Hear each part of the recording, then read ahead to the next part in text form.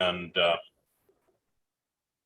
electric. So you go out there and search on my name misspelled, you can actually see an article I wrote on Zenith model numbers back in the mid 90s. On your website? Well, I don't have a website, but just go to Google and search my name without the E on the end of it. Oh, okay. It's out there on 3 or 4 websites. I think it originally ran in ARC, and a few other places picked it up. Now I see something really funny. Find an April 1999 issue of ARC. My ugly mugs on the front of it.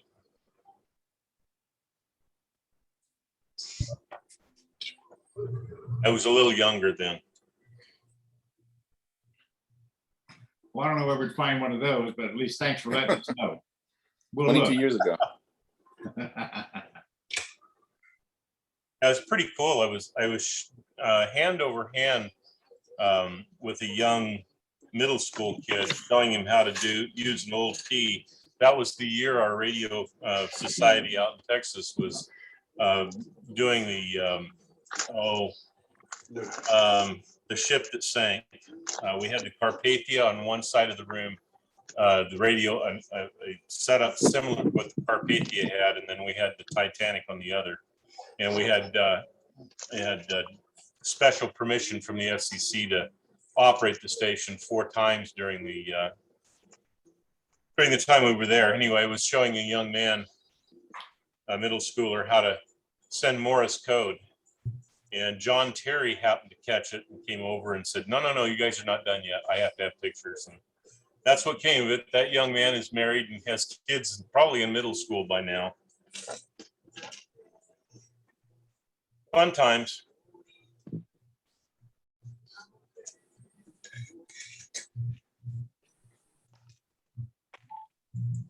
Everybody ready for the picnic?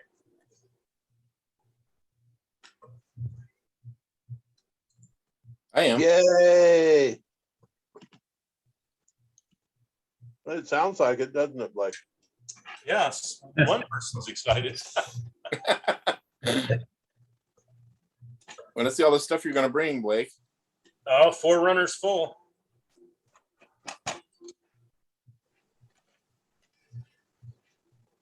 That means Franklin needs to bring a trailer, I guess. Can I use your van there, Crispin? No, that's full of things that make money. Oh, not things that take money. Well, that's tools.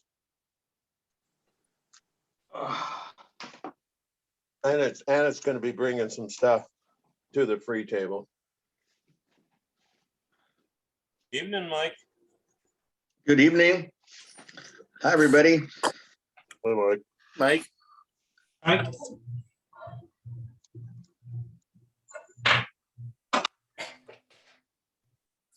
so did you get a haircut too, Mike? Oh, a while back. Yeah, it's actually messed up because I was wearing my hat as I was outside. Wait until you see Franklin. Yeah. Oh, yeah. Yeah, look at him. You guys He's all trimmed up. making fun of me? Yeah. No, you look good. That's interesting. It looks all neat and clean.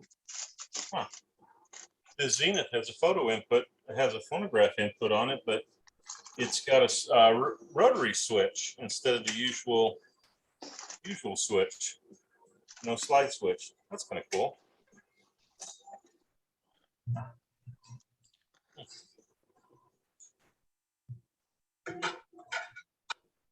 Oh, this is a multi-voltage. This may have been an export radio.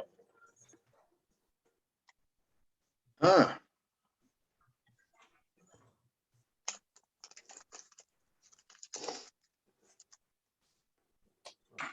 Interesting. I did an export Walton set one time, Really? and it was an 8S 232. Had 8 tubes, and it was a 9-tube with the oscillator pulled back into the pentagrid converter. And it didn't have the broadcast band on it. It had long wave and 2 shortwave. And the reason it only had 8 tube was it was exported to England, which import taxed the radio based on the number of valves in it. Cool. Just like the cars, huh? Yeah, The number of tires. number of tires, yeah. Well, you know, rich people can afford more tubes. Yep. The individual I rebuilt it for is known by some in the club, but not all.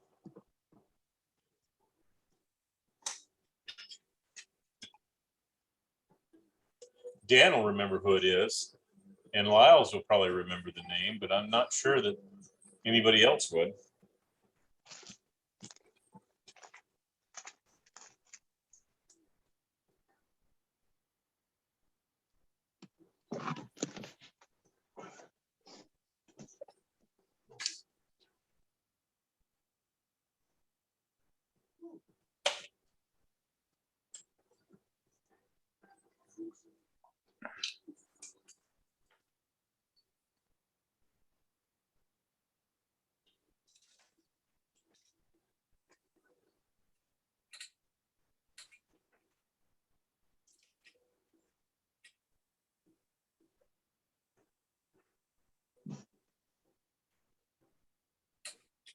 Well, I have to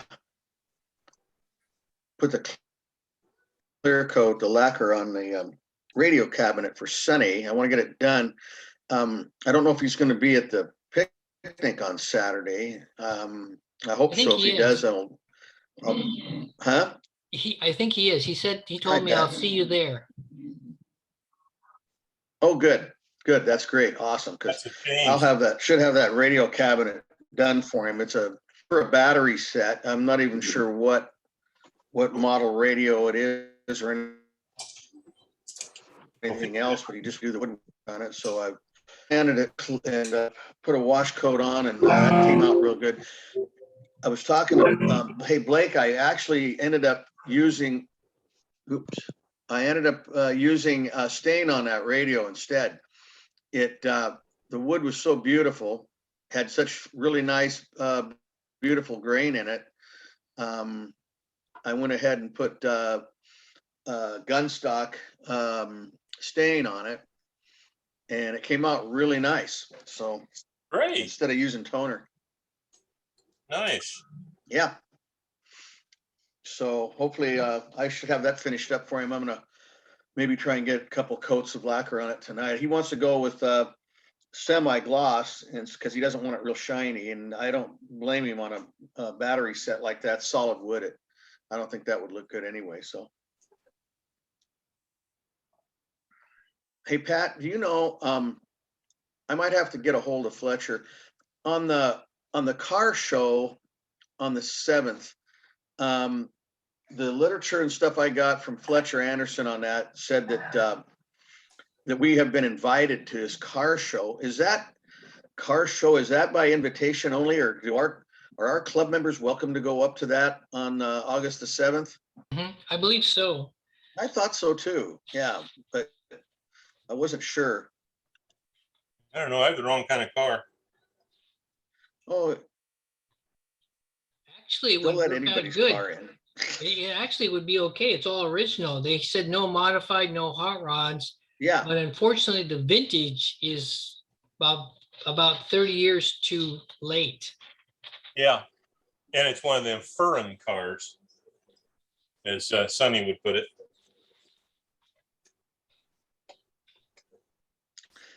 well, that's good too. Yeah, because Ed asked me about that, and I didn't really know, but I told him I thought it would be all right. You know, I thought it was open to come up there to the car show, and so, and I've got some Ford car. I told you about the car radio, so already. I've got a 57 Galaxy radio that's completely rebuilt. Oh, nice. I should be bringing a 55 Fairlane radio. Oh, nice. I've got Ford covered pretty well. Yeah.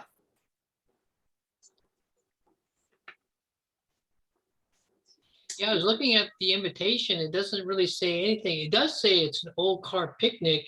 So you're supposed to bring potluck food and folding chairs. Right. Yeah, potluck, and I read that. It doesn't say what kind of food. I imagine it's a free for all, so, which is fine.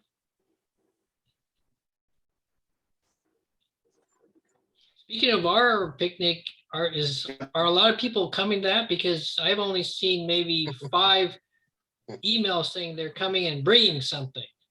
I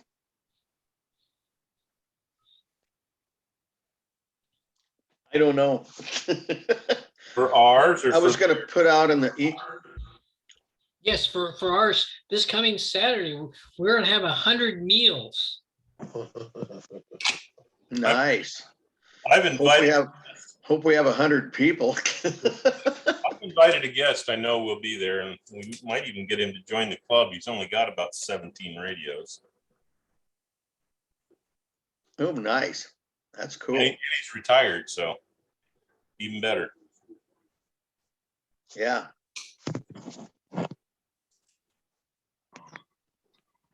So what do we need at the picnic? I waited long enough now. Just tell me what we need and I'll bring it.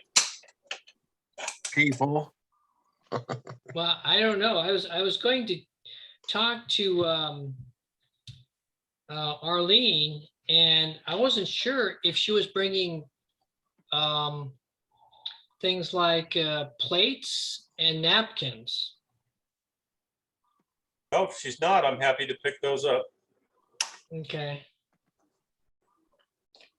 Hard to eat potato salad when you don't have a plate to put it on. Exactly.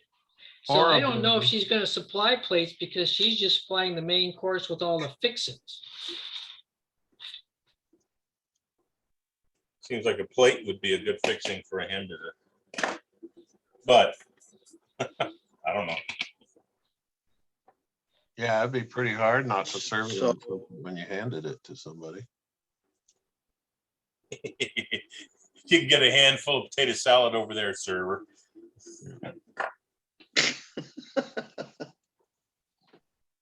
Well, Blake, I'll find out and I'll get back to you. The other thing we might need is serving spoons. You know, if people bring potato salad, beans, etc. How are we going to dish those out? Yep. You let me know what you think and I'll take care of it.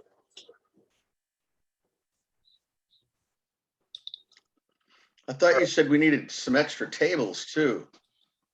No, you can't have any of my tables. Like we, Well, it kind of depends because I plan on bringing some free stuff and I don't want to use up all the tables. yeah.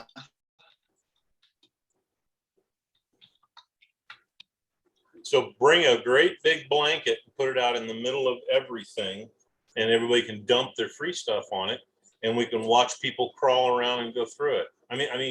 Dig through it. Or tarp. Yeah. Half of what I'm bringing is going to the free table.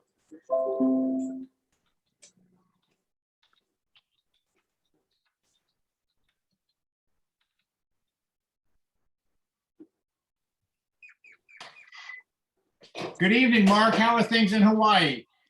They're just fine. Been kind of overcast lately though, but no complaints still. Well, I don't know if you've heard about here in Oregon, we've got one big forest fire. Yeah, no, they got another big forest fire going. Yes, I've heard about I that. can't even conceive of a 500,000 acres. Mm. I think the one burned last year was 1 million. Down there on the south part. It's down south, isn't it? Right? That one, the big one. Yeah. So the smoke's not making it up where you guys are at. No, but it's causing pollution problems in New York City. Oh well, that's okay. It's making a haze here though. Blake's not quite with it here.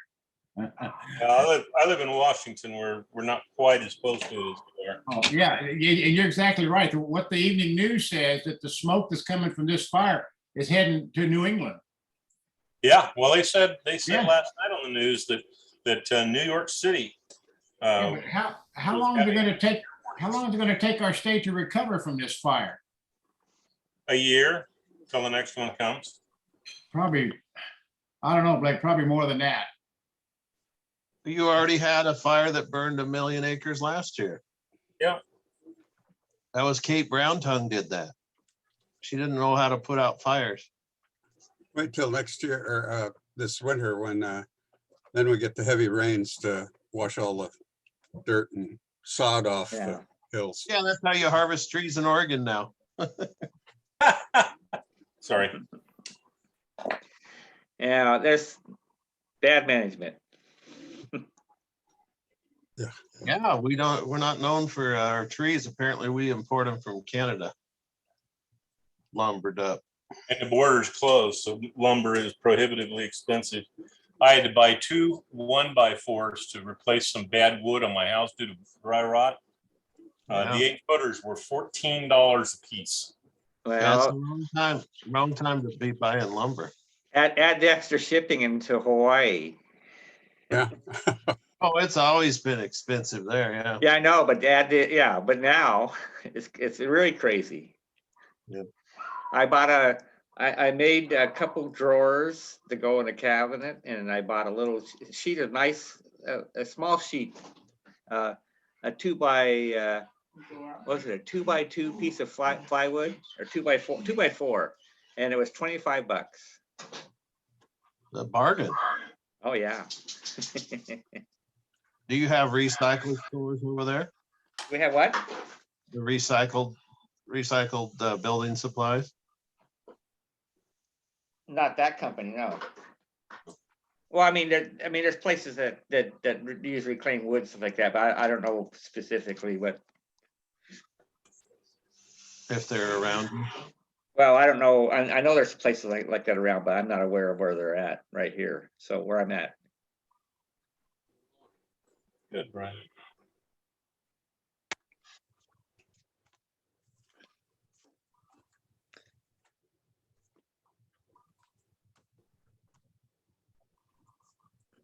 Hey, Kristen, could you send me a email on the tubes you bought so I can update my spreadsheet? I forgot to do that when you left. I forgot to record which ones you bought. Names and numbers? Yeah.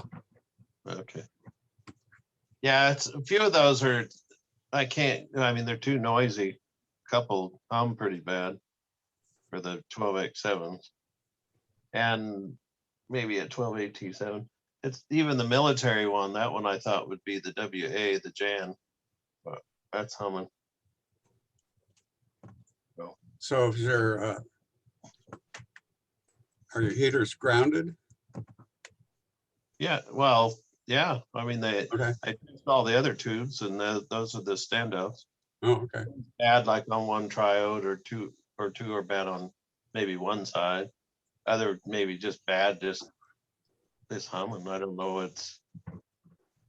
I tried it in a different position and it was the same kind of throughout problem. You know, if you could hum out of phase, it'd knock some of that out.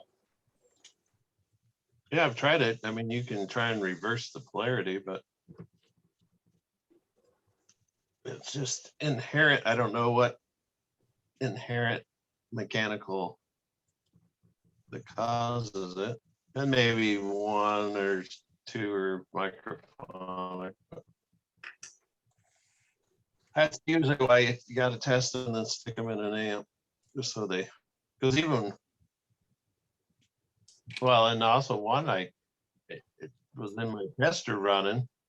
I put it in the amp, and however the tubes were, or the pins weren't, they were oxidized enough that it wasn't making contact in the amp. So I was thinking that's weird, because I had the tube in the tester and it tested good. So I buffed off the pins, and that was it. But I was thinking it was weird that it worked in the tester and then it was completely dead in the amp. But I got it fired up. It's always interesting to find out what you got anyway.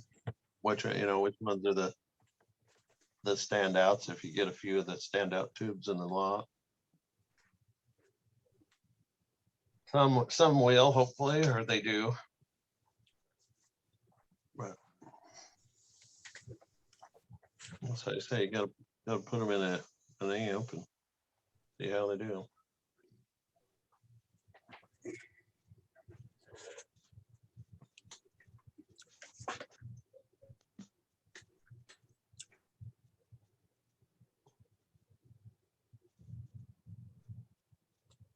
Let's see, just a second. I talked to George this week or last week, Sunday.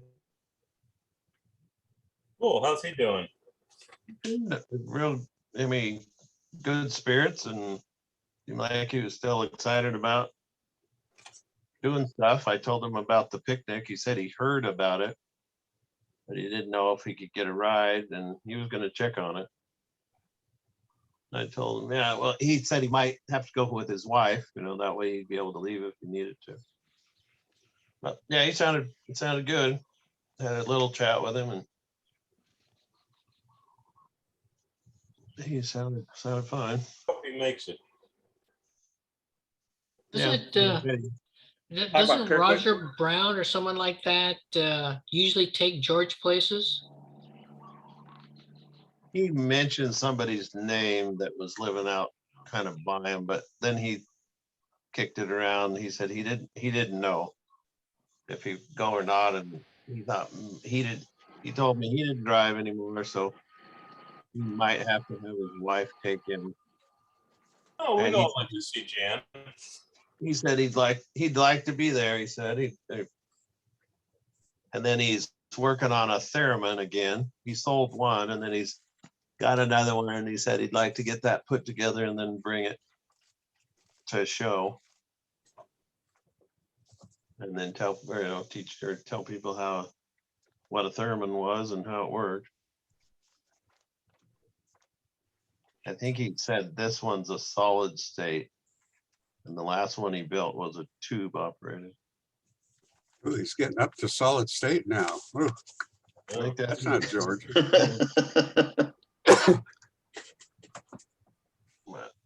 I think it's because of the request that somebody wanted one. But it won't have that warm sound. What?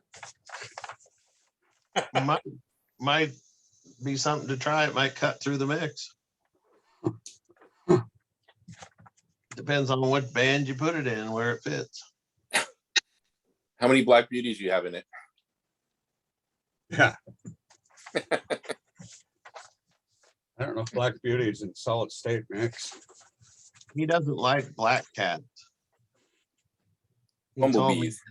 if he saw a black cat, don't use it, pull it out of there. He says those are no good.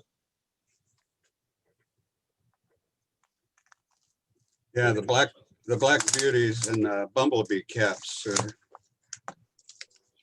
something to avoid. Yet they sell really good on the internet for the guitar amp people. I don't know who's putting them in an amp, because I don't know how many amps guitar wise ever stood out that had that stuff in there. But if they had a bad reputation, they definitely would get around in the guitar and the amp building community. They wouldn't use them.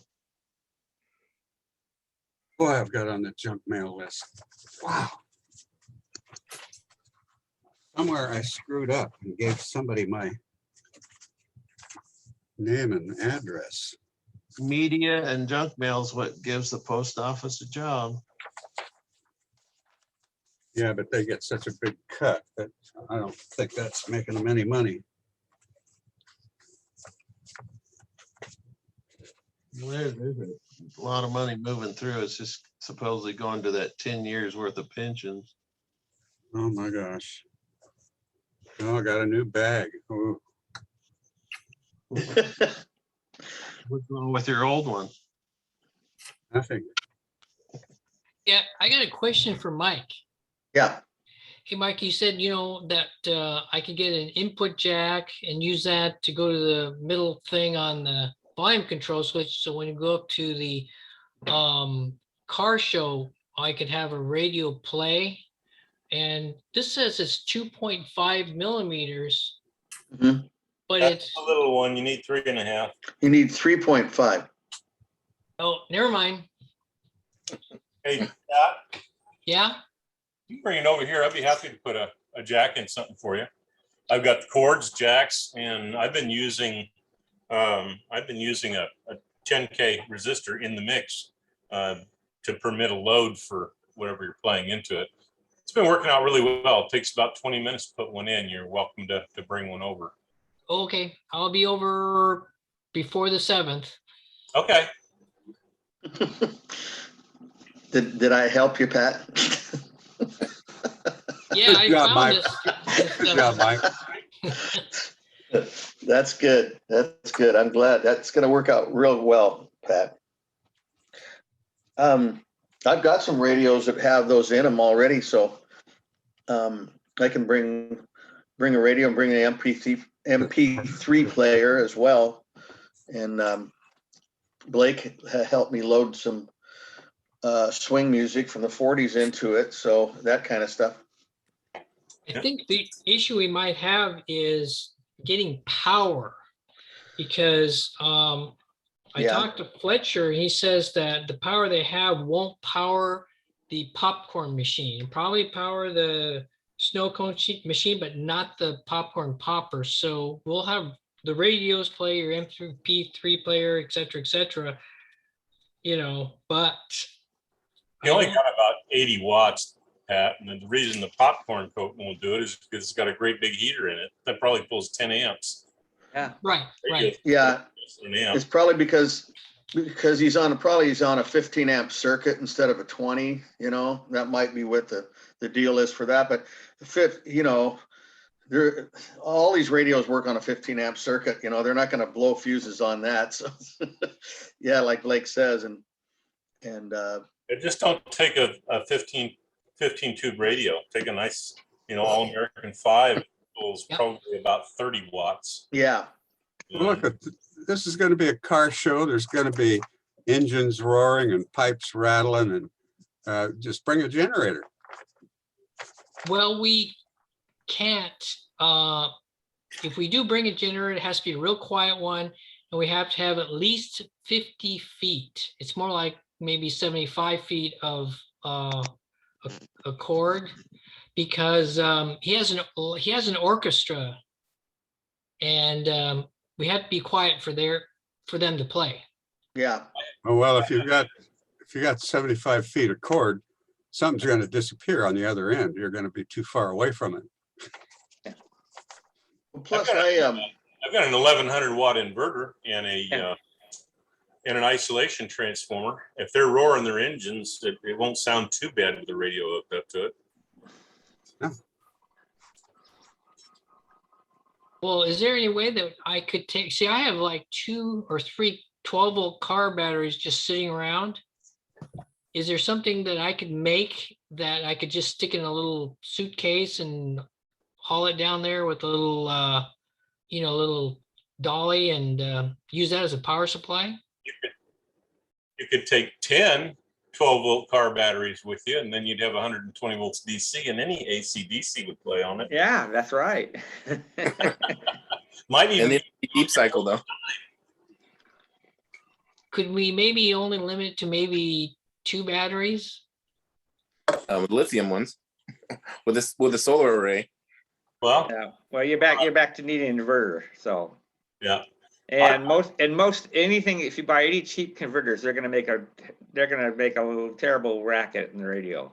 Oh, I can tell you can buy Yeah. the expensive one too, and they're just as bad. Yeah, yeah. Well, plus I've got a really good Honda generator, and It and makes a racket too. it just makes the radio sounds absolutely terrible. Yeah. That's an inverter generator, Mike? It's Alternator type. alternator 2000 type, watt. 2000 watt inverter generator. yeah, 2000 watt inverter generator. Yeah, Yeah. exactly. I'm running it's actually a pretty decent inverter up at my cabin, because I have a 12-volt solar array and lithium iron phosphate batteries, and I can run my radios just fine. Pick up Honolulu 200 miles away and stuff. So on the broadcast band, so it's pretty quiet. But I did some research on that. That's a long way to swim, isn't it? Yeah. Yeah. But I'm saying most of the inverters are terrible, and just because they Yeah. say they're sine wave doesn't mean they're quiet. Most of them are not. Absolutely not. That's right. You're absolutely right, Mark. Yeah. And the other trick is I have there's a I can't think of it's called. There's a ham that does wrote quite a paper on ferrite beads and chokes and stuff like that, and what type of mix to buy for keeping the common mode noise down. And I've got a set of those on between my inverter and my panel, just to kind of a little extra to keep the noise down. Yeah, I Mark. figured there's probably a choke and in a filter system, a caps, whatever, on one of those. You could probably quiet it down. It sounds like that's what you've got there, Mark. Yeah. Well, yeah, they're just they're big ferrite beads, and I have several winds of the. So I have so the AC feed going from the inverter to the panel. I've got about 7 turns through the I think they're mix 41, I think, or is the material, and that's got a lot of a single turn has maybe a couple hundred ohms at say 500 kilohertz or something like that. So so I got several turns there, even with a relatively quiet inverter. But most of them are just terrible. I bought one. They are. With a toroid transformer. I thought, oh, it's gonna be nice and quiet, and it was terrible. Well, Thanks, Ryan. So in I other don't words, there's know. not much I can do to bring some kind of inverter that's going to be quiet. Yeah, right. And or make a filter with the proper ferrite beads and run the wires through there several turns to kill the common mode noise off the power lines and stuff. So we're talking noise from distant stations, correct? Well, Rather than local. yeah, well, yeah, it's local with the overcomer. Yeah, right. That's true. And if you're plugging your sound source into it, that ought to be even better. You're not receiving the RF where you can pick up.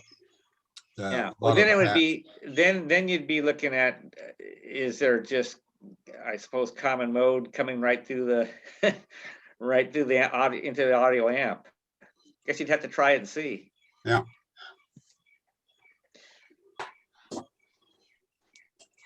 So the one I got, and it's not necessarily, it's only, I think, class B. I think class B on the FCC rating, which is not the highest, but it was an Ames. It's a sine wave inverter. It's about it's in the high 90s on efficiency, and it turned out it's pretty quiet, because that was my whole purpose of having the cabin, so I can get away from all the RF pollution and stuff. And it still makes some noise in the radios, but it's livable, and if it gets to bother me, I can go work on some more suppression. But Well, you look at all these wall warts and stuff, you see the terrible. cores on them, hanging on them, yeah. trying most to of- quiet them down, and it doesn't No, do near enough job. it's not. And the thing is, you don't have enough cores on them, or they don't have enough. The Well- impedance at the frequency you're trying to suppress is not high enough. Well, And, the first line of defense is the power supply itself, yeah, so it doesn't get out. yeah, right, in the first absolutely. place. That's right. Mhm. But I put several of these big beads and some other filters on a noisy step sine wave one and was actually able to make it tolerable on the stronger stations. So I really I maybe knocked the noise down maybe 20, 30 dB, but it wasn't silent, you know, and of course you have to play with that before the 7th, you said there too, so. Yeah. Well, Pat, Why don't you take a car radio down and play that? Yeah. There you I'd go. run one 12-volt battery probably for a whole day. Yeah, there you go. I don't have a restored 12-volt car radio. I have lots of car radios, but nothing restored. I'll bet Ray Holland would loan me one. Well, get busy, Pat. Yeah. You don't have much time. I think, like I said, Pat, I hear somebody's got a Fairline radio, and I think I've got a Galaxy radio. we just bring a speaker and a set of jumper cables. You could just hook it up to one of those antique cars that are up there, you know, find a 12-volt one. But And like I say, you're just gonna use the audio amp anyway, it sounds like, if you're just gonna run are you gonna broadcast to it from your own transmitter, or are you gonna? no, No, Pat, that might be kind of fun too. You could come and get my transmitter and take it with you. At least the radio's nearby to be able to play it. Yeah. I don't know how many people are going to be interested in listening to the radio unless, well, if they were car radios, then you might get some interest from those guys, you know. They might want to see it work. Yeah, exactly, right. Yeah, if you transmit it locally there, and so several people could try it, and you'd have a car radio there running in the meantime, a vacuum tube one. Pat, have you checked to see if any of those car radios work? No, I think a lot of them are 6-volt. Yeah, I've got some radios at work I'm going to be bringing up. Just cut your battery in half. Oh, 6 volts, put it on 12, it'll really work that way. Let the smoke out. Well, some of these older car radios, Get they a look like transformer. they're complete units. You know, they've got the radio and they got a built-in speaker. There you go. Yeah, those Yeah, General Electric ones or GM ones, right? there's some of those ones from the 30s that had the whole radio and everything else. You just put it in the car. It was an add-on, you know. And I think it had those things had the speakers in them, but you had to hook up an antenna and your power. Well, And I think they had speakers in them. yeah, but they weren't taking the power from the car. They were batteries at that time, internal Oh, battery really? radio. Oh, see, I didn't know that. Oh, wow, learned something new. Well, yeah, where are you getting B+ from the car? Vibrators. Yeah, they had vibrators. Yeah. Had a vibrator in the radio. Yeah. So Not you in those- took bolts off the car, I thought. not in those early ones. Oh, Well, vibrator came into play in 32 and 34, and by the late 30s, 37, 38, I'm working on a 39 Buick right here. It's got a synchronous vibrator in it. But like you say, 30 and earlier, they had, oh, okay. Well, way back. They had So their that's built-in early to dynamo. you. So is 32, is that late to you then, Bruce, or? that's too old for me. I haven't had it Oh, okay. in my hands I was anyway. just kidding. The oldest I worked on was for a Chrysler Airflow. I'm guessing you're gonna be looking at 36. people in the 50s cars that are wanting to have maybe their radios working or something. Yeah, Right now, every radio I've got in the shop that I'm working on are 36, 39, 41, and then I've got 2 from Ray that are in the 50s. So what are they, Philcos or? Philco, this one year is a Stuart Warner. The one that's out of the Ford is actually a Zenith. So the real old ones, yeah. Yeah, they all got vibrators in them. The ones that came from Ray came in pieces. That was kind of fun. Ah, They're jigsaw pieces with a couple of pieces missing. mix and match. Uh, I think I remember looking at about a 37 Ford that had a little Zenith, and it had a real small little round. I think it was a white kind of dial. I did a Ford radio for the 50s, and it was round. It was actually a Motorola. The one I hate is the 40 Ford. Philco made half of them, Zenith made the other half. They're radically different from each other, but they both go together behind the faceplate. You got the whole radio you have to get it kind of plugged into the faceplate, and then it's kind of a clamshell, and everything has to come together just right. And you have to use all 4 of your hands and 3 of your feet to hold it while you put the screws in. Wow. I hate those. I haven't seen one of those. It had what was called a select-o-matic on it. It had a little window in the center. You push a button, and the number 1, 2, 3, 4, 5, 6, I think. It was 5 or 6, but you'd push the button in, and it would ratchet a rotary switch to the next settings. And that was the push button. Instead of having 5 of them, you had 1. Ah. That was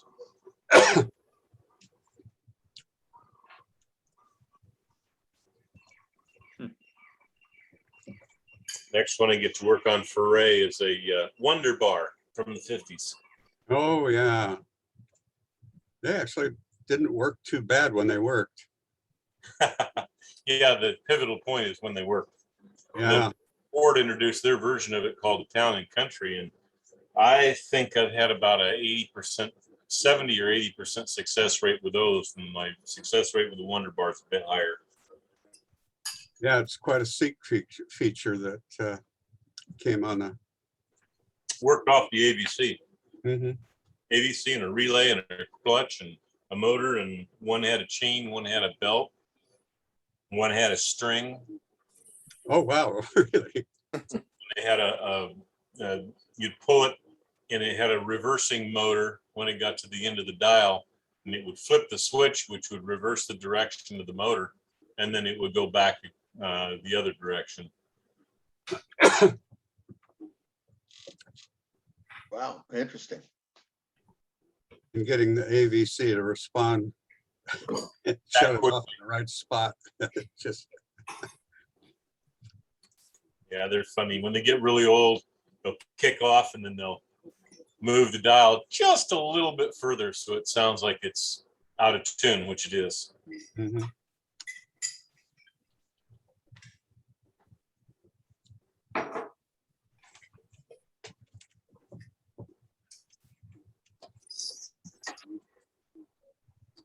I take it the birds aren't coming through, are they? I heard a few just a bit ago, but that's all right. We've had a bunch of crows coming in our backyard, and somebody's feeding them and dry bread. And so they come to our place to put the bread in the fountain to get it gooey enough to eat. And oh, what a friggin' mess. You got a Oh, murder of birds, huh? Yeah, and they're illegal to shoot. But I've shot them with a BB pistol, which is not going to kill them. Here the other day, I shot one in the butt, and it fell to the ground and wobbled around a little bit and then took off. But then the murder of crows came in and buzzed us. I mean, geez, it was like the Alfred Hitchcock's of birds. They all took a big sweep toward the patio. You're lucky. Buzzed is all they did. And they kind of flew off, but boy, they let us know. You son of a bitch. Oh, what's Pat got there?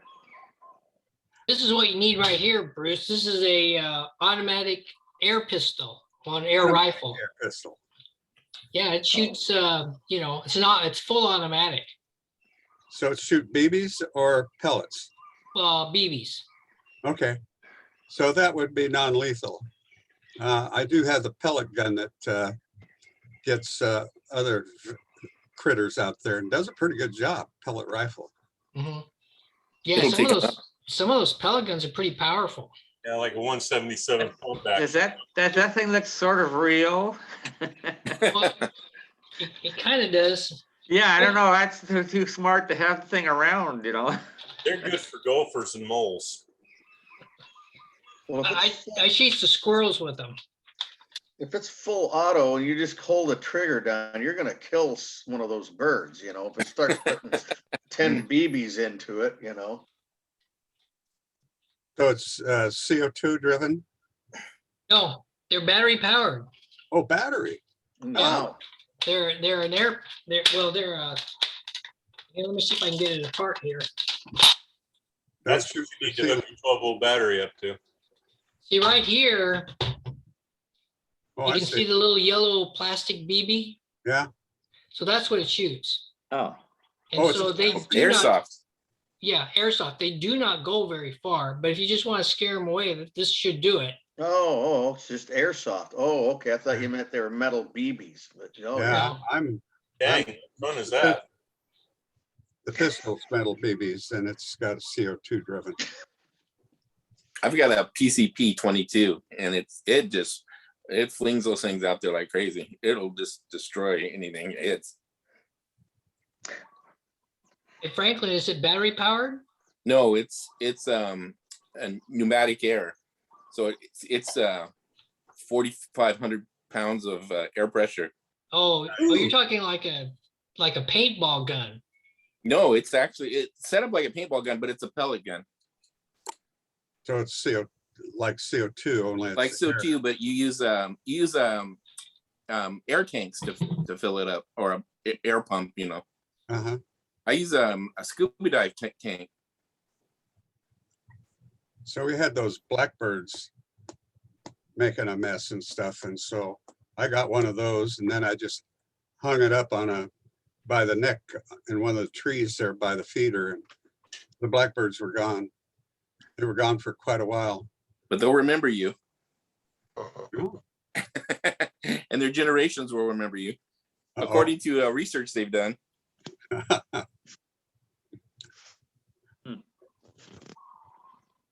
We get them here too. We get them at at dusk. They just go crazy in a tree, and they'll just make all kinds of noise and just cover the whole tree with birds. Well, we've got hedges around the backyard. Maybe I'll get one of those crows and hang him up there. Decorate them there, huh? Yeah. And maybe I'll go to jail. I don't know.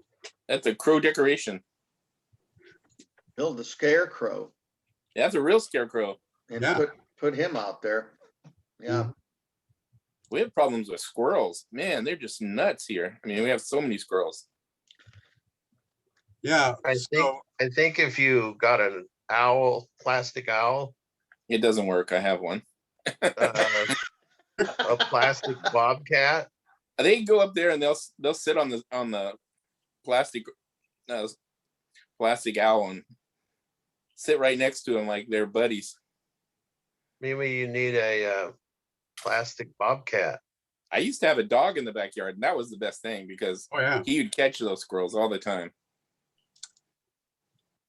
Anyway, we've had a rabbit cat. show up and here out on the patio having lunch the other day. The damn rabbit was chasing the squirrels around the tree, and it's funny as hell. And then we got something else. It must be a ferret. Oh, Yeah. they'll get it. It's Oh, they'll skinny, get him. Yeah. got a pointy nose and a tail. Well, I thought it was maybe a squirrel at first, but the tail, wasn't big and fuzzy. Anyway, it was clowning around there. It was jumping up and doing somersaults and running in between lattice and poking its head out from under the gazebo, just having a ball. I assume it must have been somebody's pet that's loose or something. Yeah. Yeah, they use those for hunt squirrels and rats, right? I mean, they're vicious, those little ferret. Well, they're pretty small, are they? Yeah, they're small, but they got Yeah. sharp teeth. Oh, You do. Ferrets. oh, okay. And they use them for go in down rat holes and ground squirrels. Ooh, And then they'll shake them out, and then they use dogs to dispatch them when they get out, when they get them out of the hole.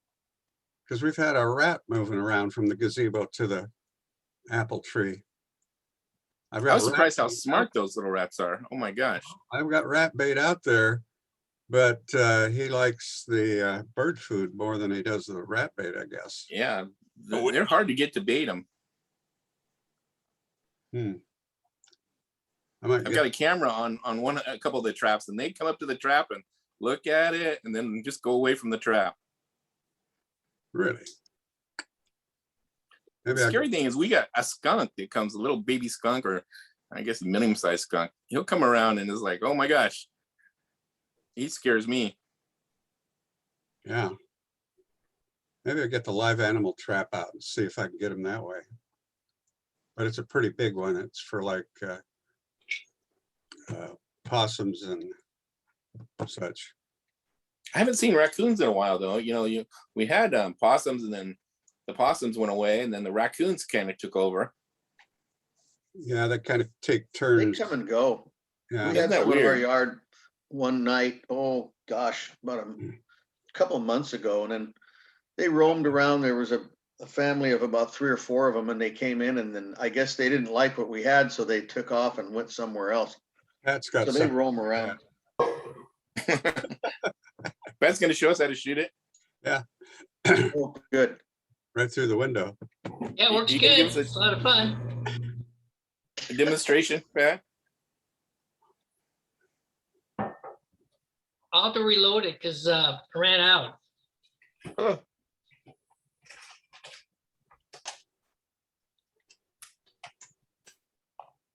You don't get much distance with those, though, do you? It looks lethal. Yeah, Yeah. that's the problem with the It airsoft. definitely not- does. They're not very powerful, so I don't think you could actually hurt or kill a crow or a squirrel, but it'll scare them for sure. Yeah, I would probably scare them and, wake them up a little bit, get them running. Our cat chases the squirrels out in the yard and chases almost everything out, So, and then we don't have any rats or mice or anything because with the cat around. We haven't So had- it does a real good job. Yeah, our neighbor's cats were coming in and trying to get the birds around the bird feeder. And so I got the live animal trap out and got the squirrel. And so what I had done, I had a dugout in the shop there that I would urinate in occasionally. And believe me, you let it stew and it's as strong as cat piss. And so I have a nebulizer.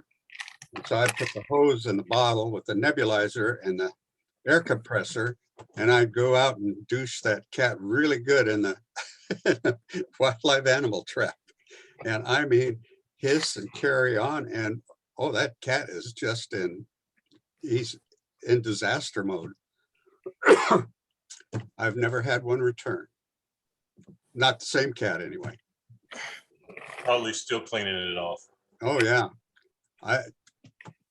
Cat piss is bad, but so is human if you let it stew a while.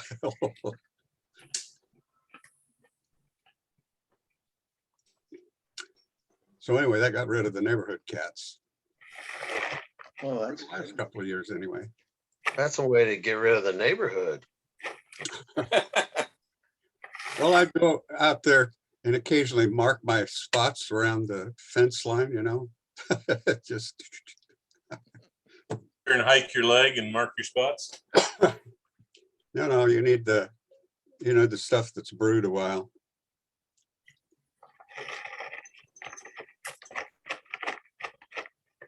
So we had those rascals. Not that we catch Is them. that noise Pat loading the gun? What'd you say? I think Is that so. noise Pat loading the gun out of a bag? I believe it is. Yeah. No. He was muted. Oh, You guys see this? Yeah. Oh, we are gonna get a demo here. Pop, I don't, pop, can, pop. can you see that? Oh, yeah, that's Yeah. dangerous. Okay, I'll show you. It's a lot of fun. Oops. Click and whoops, that's fun. Got the other Oh yeah, phone. he's got a squirrel there.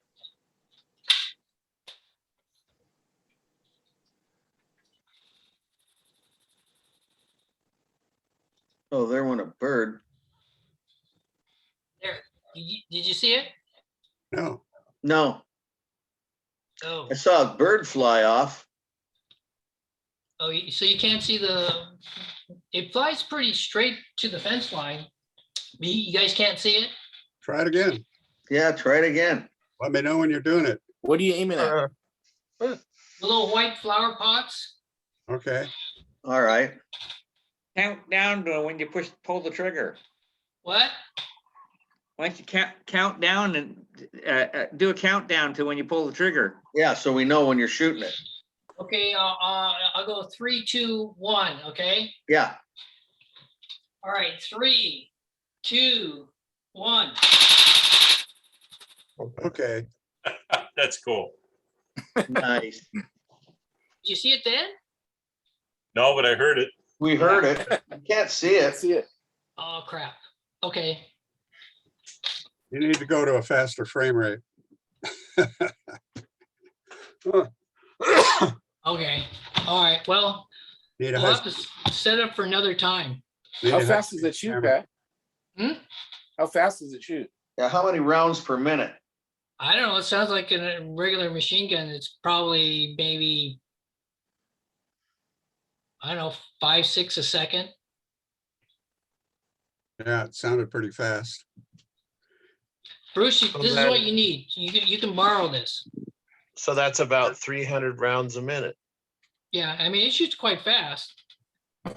You need to hook a microphone up to the oscilloscope and find out what it does for us next time. I don't have an oscilloscope, remember? What? I'm waiting for that class to teach me how to use it. I think you probably need to paint it purple or white, your gun there, so it won't be mistaken for the real thing. Your neighbors might see you walking around with that thing, shooting it, whatever, and they'll call it in. So, they're crazy these days. Yeah. Pink would probably be a good color for it. Yeah, I think you ought to bring it to the picnic and try it out. I'll come Yeah. visit you in jail. We could set up some dead tubes up on a table there. Oh, that'd be fun.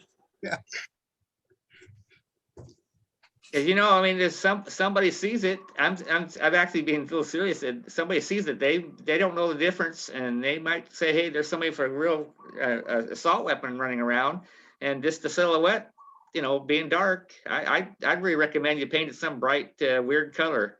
So it's The so there's problem no with that, one- Mark, is they're doing that to real guns. They're painting them purple and making them look Ah. like Nerf guns. Okay. Besides So- that, if we line up a bunch of mercury vapor tubes and shoot them, they'll be more interested in what we're doing with the mercury than the darn gun. That vertical grip on the barrel would be illegal anyway on an AR. Really? Oh yeah, on an AR that's illegal. That's one of their AR is an air rifle, right? no an AR-15 Why can't you have this? because I think it looks too scary. Yeah, you can't have a total vertical grip like that on an AR. Huh. Well, Franklin, you're the host. You should show them then the pictures of the painted up real guns that are purple and pink. Oh, okay, I'll find some. Good. They write Nerf on them. They take a Nerf gun apart, put a real gun inside of it. Actually, Really? yeah. That's good. Are you gonna say hi to everybody?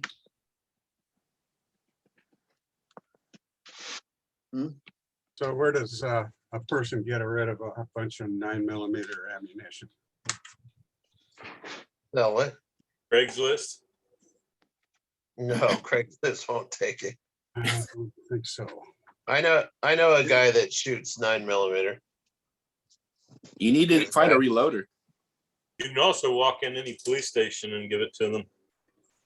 Oh, you want to get rid of it, or you want to buy some? No, I want to get rid of it. Really? I Yeah, think Sonny uses 9mm. I do too. Franklin does. uses How 9mm. much you want? Sonny's not here. I do too, but I don't use that much. Oh, you got a lot. Oh, wow.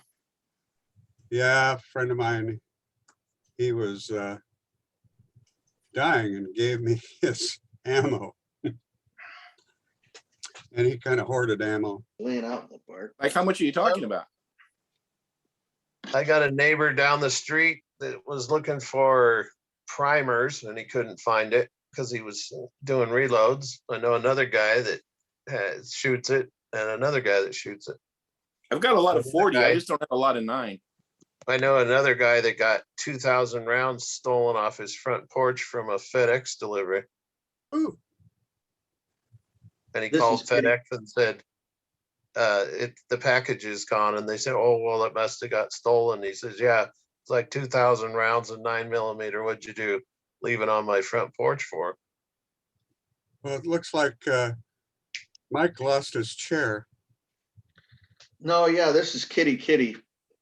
She's the one I was telling you about that gets all the mice and everything around here. Ah, They chase the squirrels and everything else. So And then he keep. does very well. when you call her in at night, do you say kitty, kitty? Yeah, my wife does. I don't even call her. I just go out and get her and bring her in the house. It's time to come in. Yeah, we'd be eating breakfast with the door open to the patio, Yeah, and our cat at the time would bring a mouse up the screen door and present it to us, while we're eating breakfast. oh, yeah. Yeah, they love to do that. It's like a trophy, Yeah. Oh, yeah. Hey, Franklin, I found one. It's called My Little Pony Assault Rifle. Well, that sounds pretty vicious, doesn't it? Look, I just got the crap one. Okay. Yeah, it's My Little painted Pony. purple and blue, and it's got tassels on it. It's got My Little Pony in pink. So what year is it?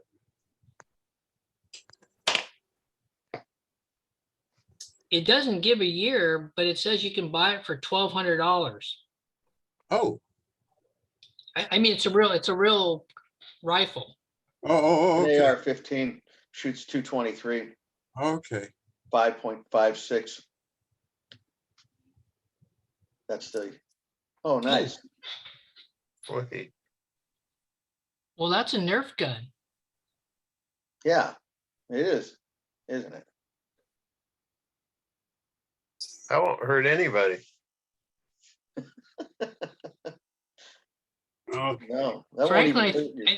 are you muted, froze. Franklin?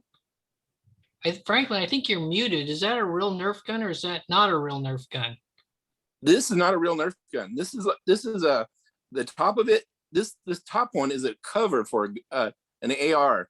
You put an AR inside that section and it wraps around the back of the AR. So it makes it look like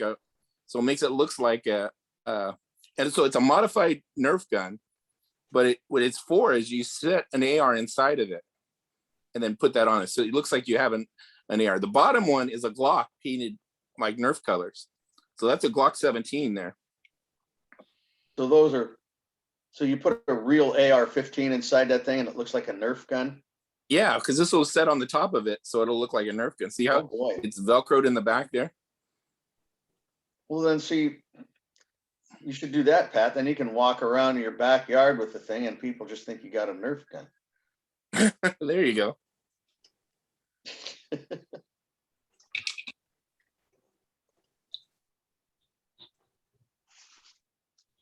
Well, Franklin, I'm gonna have to look at your BB gun that has the air bottle on it. Oh, mine's it's a Benjamin. It just looks like a rifle, and then it has a internal air gauge inside of it. So I'll have to show it to you sometime. Is it fully automatic? No, it's single shot. Ah, But it's not nearly as fun. They do have BB guns that are automatic like that though, like your airsoft. really? Yeah, they have some pretty cool ones. Are Not all they that expensive. are they CO2 powered or what?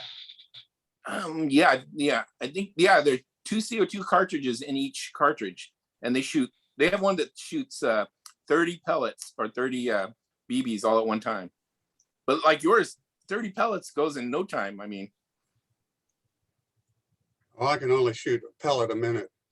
it's an MCX. Look up MCX.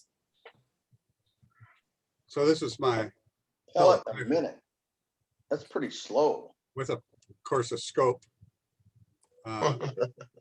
Anyway, it does a pretty good job. It keeps a very tight pattern, They're pretty accurate. Yeah. tight as my shaking can get it. But yeah, many a squirrels and rats. Good. Then I take the dead squirrel or the rat and I put it up on the cyclone fence, and then a raptor gets it within a day. That's your trophy. That's my trophy, yeah. So it's not illegal to shoot a squirrel or a chipmunk? If you don't get caught. They're vermin. Yeah.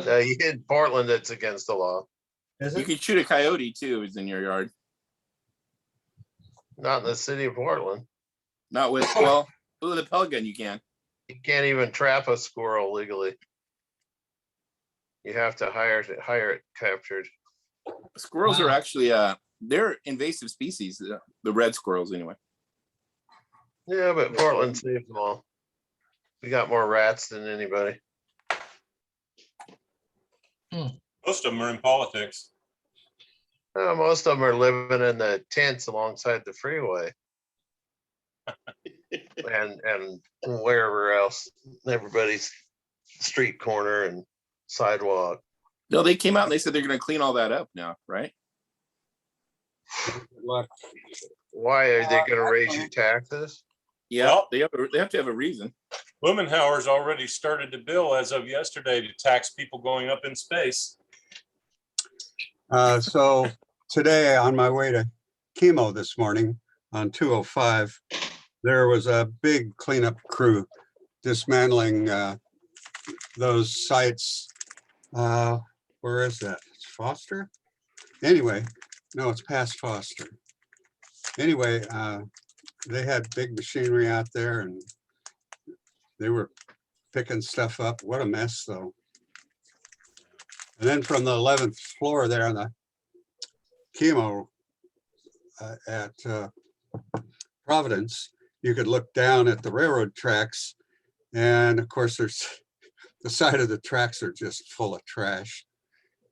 Campers in the bushes along the railroad there. Wow.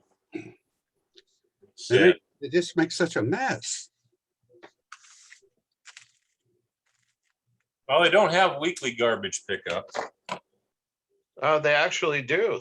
They were distributing bags for the street heroin addict, meth addicts to put their garbage in and lay it out, and they would pick it up for them. Wow. But they ran out of bags, I think. And the scary thing in Hawaii is that they don't freeze out in the wintertime. Lost my video. Well, we can see you, okay. Is that right? I can't, I'm having trouble with low bandwidth, and I got this pop-up come on here about Zoom. And I can't get rid of it. Let's see.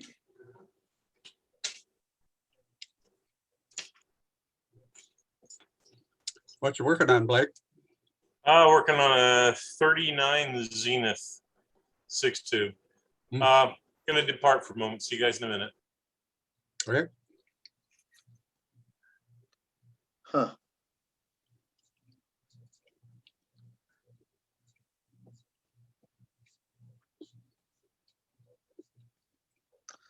Oops, there we go. Oh, okay, I found the icon and got it back.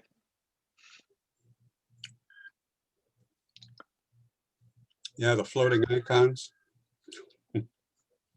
Well, no, it's not floating. It's laying down there on the bottom, but Just have to find it. yeah, clicked on it so I could get the meeting back. Yeah, I had the all day chemo today. Oh, boy. Yeah, 3 of them, along with a bunch of other stuff. 9 bags full. Holy cow. The last time I had the 3-bag thing, I gained 10 pounds. Really? Yeah, So how do you feel tonight? well, I feel fine. Oh, good, good. But you got to piss all that out. Oh, I see. I know, now I see what you're talking about, yeah. Looks like Mark and Blake are audio are off for some reason. Blake had something to do. Oh, He's back. okay, all right. Has anybody heard from Mark Dinsmore? No. No, he got a hold of me. He needed a Sam's photo fax for a transistor radio. And so I sent it to him on the email that he sent me on that email. Anyway, I haven't heard back from him to find out if he got it or not, or what. Well, you just might ping him again. Yeah, I'll have to. I thought maybe he might be in the meeting tonight, but I don't think he is. So, Pat, are we going to, I was just gonna bring a couple consumer radios. I've got that, and then of course, I have that one to give to Fletcher for the door prize. And then some car radios, and that was gonna be about it. Are you bringing up the flyers and the sign-up sheets and all of that business? Yeah, the trifolds. I'm gonna pick up the trifolds Trifolds, from yeah. Sunny on Saturday. I'll bring Okay. the, if you like radios, I'll bring membership, and then the 10 best reasons to join the organization. Right. But as far as radios are concerned, I thought I would just bring some colorful plastic radios and All have right. one of them that works, so they can kind of see it, because I don't Okay. know.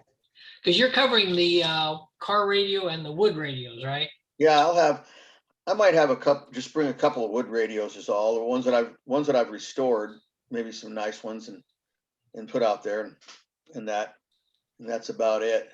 And then I've got that one plastic radio that I did for Fletcher, and some car radios, and the car radios are actually for sale. And and if for anybody else that wants them too, and if I don't sell any there, I might take them to the picnic and see if somebody wants them there, because I think they're all restored. I believe they are. I gotta run. Okay, Okay. good seeing you. Take Good to care. see you Good to guys. see you.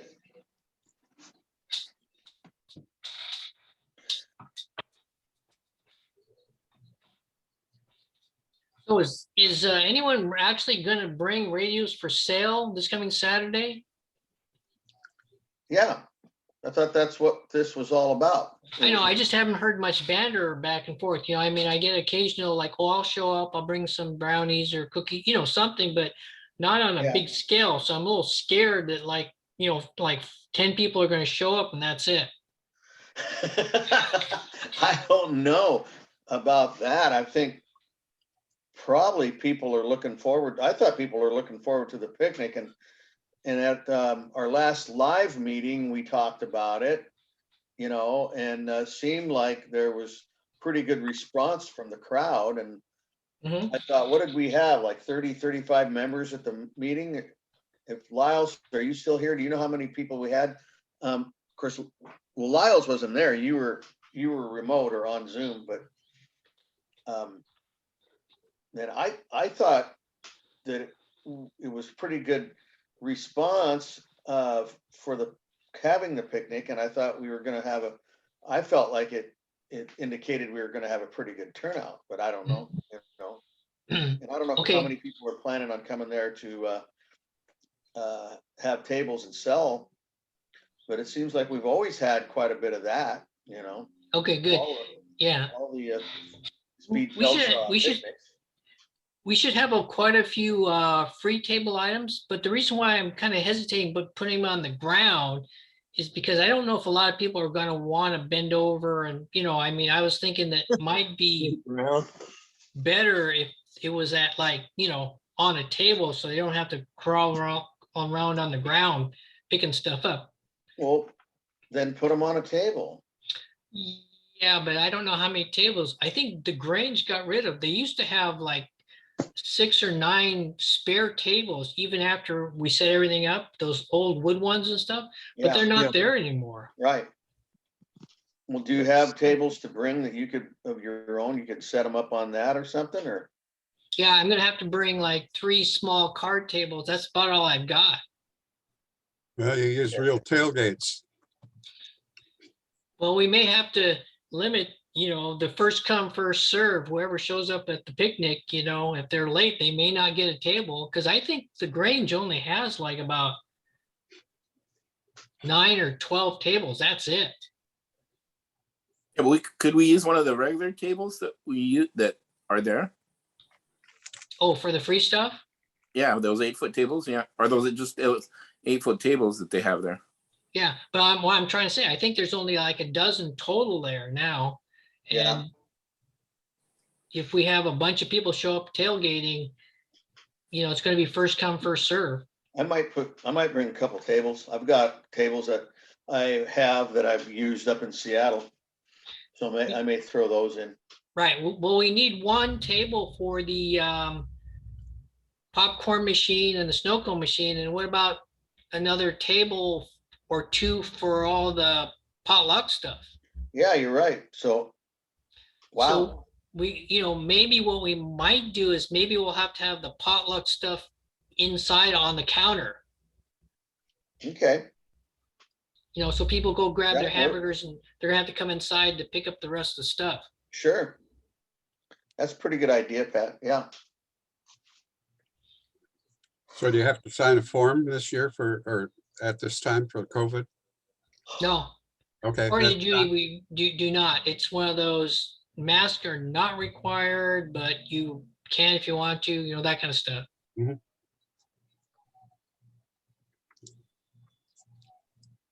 What about you guys think about the August 21st PSARA NWVRS swap meet in Chehalis? Yeah. I got Sounds word, like fun. I'm going. yeah, I got word from Seattle that a lot of people are going to come down, but there's no numbers. Like, is it going to be 50 people, 20 people? I don't know.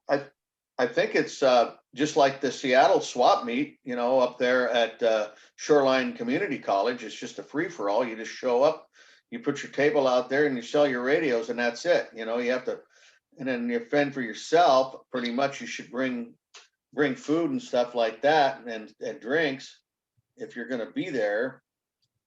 And I mean, I don't know how many people know that. I don't know. I don't think there's much around. I've never been up there, so I can't tell you. We'll know more after we go to the car show on the 7th. But if it's out in the country, there may not be any availability for people to go buy lunch or anything, so they may need to bring their own. But and then I was going to make notes on stuff like that and try and let everybody know. You got to supply your own power with an inverter? Yeah. Bring their own power with an inverter. and a big choke and capacitor to put in line with it too. So then, but anyway, no, just let everybody know. what availability there is, and then you got to bring your own table. And if you want to sell radios up there, you're welcome to come on up. And there's no charge or anything like that. And RV parking is okay too. He's pretty much fine with everything. You know, the guy's a real nice guy. He just wants everybody to come up and have a good time. Yeah, they're furnishing porta potties too, aren't they?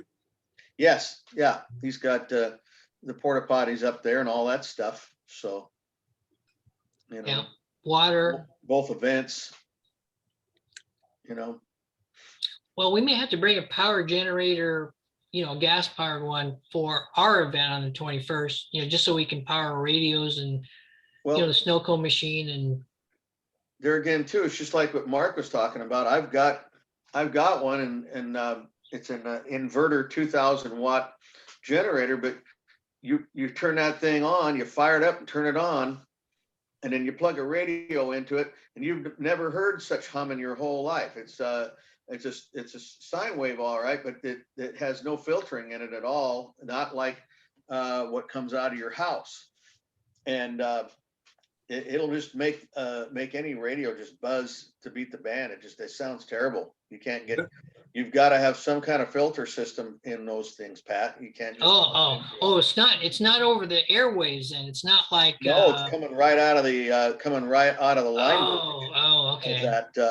Of that generator. I've tried it because I have one here at home, and I tried plugging a radio into it, and it was absolutely horrible. Is that a Honda? It's a Honda, yeah. Okay. It's a good quality generator. I mean, it's not made for running radios. It's made for running, power equipment or for an RV to power up your RV. So I do have some line filters. If someone's interested, I think I have a whole box somewhere. Okay. I may have gotten rid of a bunch, but I'm pretty sure I still have some around, Those might work. They're commercial line filters that were designed to go into instruments. You'd need a commercial line filter or something like, yeah, that'd be a great idea, Bruce. Let me see if I can round those up. And that would make a great tech talk. Yeah. Yeah, it would. You're always after a tech talk, aren't you? Hey, that's my job, and I haven't been very successful at it. Yeah, we haven't had a lot of those, have we? No, and I've been trying. I think everyone's just shy.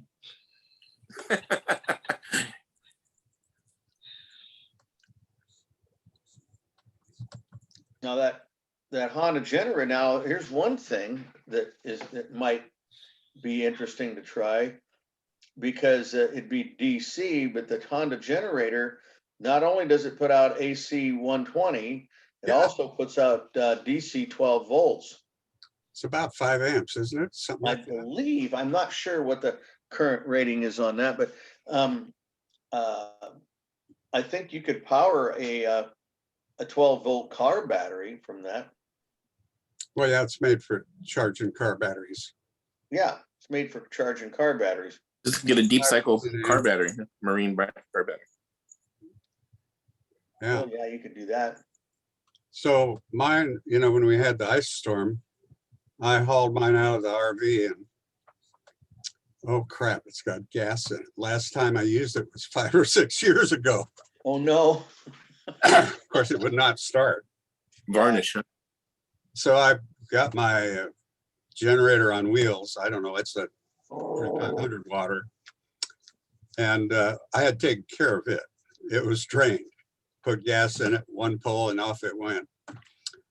And so ran the furnace, bunch of lights, a microwave and what have you. And then the neighbors plugged into the side of the garage to go over to their house to run a space heater. And then switch over to the refrigerator occasionally.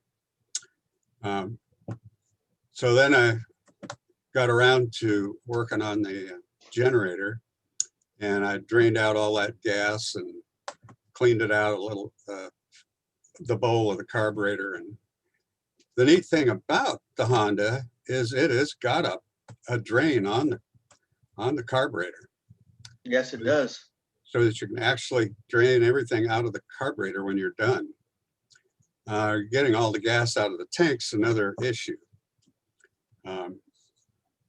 Anyway, I got that fired up and running, and then I took that over to my sister-in-law's house. And so they were able to run a TV and their microwave. And so it ran over there for a long time. They were out 5 days. They actually, because they were the only one on the block and it broke the neutral, they were still able to run their electric heat, but they blew the microwave out before they started disconnecting things, because it was putting 220 across the 110 volt legs, Yeah. depending upon how the load balanced. But the electric heat, it was pretty balanced. You know, it's running off 220. So then when the power got on our place, my son's wife, she has to have internet. And so she was coming over here, almost living over here to keep things going. She works for Providence Health System. Oh, I see. And so at least she could get on the internet where she couldn't at home. So when we got power, then we took the generator over to their place and ran it for a few days. And the neighbor plugged into the generator also. So in both cases, we're kind of feeding two houses with that Wow. generator. Yeah. Oh, that's nice. But anyway, yeah, I don't know what happened, but I forgot to drain that damn Honda. And boy, it would not start. It took a little cleaning to get there. But it always starts really nice. Well, that's the way with mine. I haven't been draining mine, but I go out there and I'll start it up, and I put non-ethanol gas in it too. So it doesn't, it won't varnish up the carburetor. And I just go out and I don't drain it out, you know, I just keep going out, and every so often, every couple of weeks, about every time I mow the lawn or whatever, I'll start it up and make sure it runs okay. And it always fires right up, runs good. Yeah, it's nice with that idle mode, you know? Yeah, that's cool. I like that. It's got an idle mode, or you can put it up, turn it up for full charge or full power if you want to go either mode, you know. I like that. Yeah, I've used it a fair amount up on another property. And anyway, you hit the old skill saw, boy, brum, it comes right Oh, up. yeah. Yeah, it does. You turn anything on that's drawing any kind of current in it, and it shakes around a little bit, and then off it goes. It gets the alternator fired up to be able to handle that extra load, and it's pretty interesting. But Yeah. it shakes around a little bit, you know, when you put a load against it.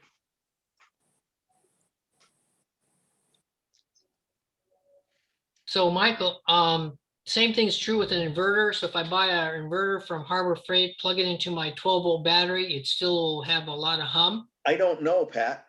I really don't know, because I don't know how they're built and what kind of sign. All I know is the one that I have is horrible, and it doesn't have any filtering system in the line voltage that it puts out at all. Well, It just makes a radio, and the regular capacitors, filter caps that are in the radio can't handle it, and it just has a lot of AC ripple. It has a high degree of ripple in the voltage there that the radio can't overcome it, and then it just puts that hum right through the radio.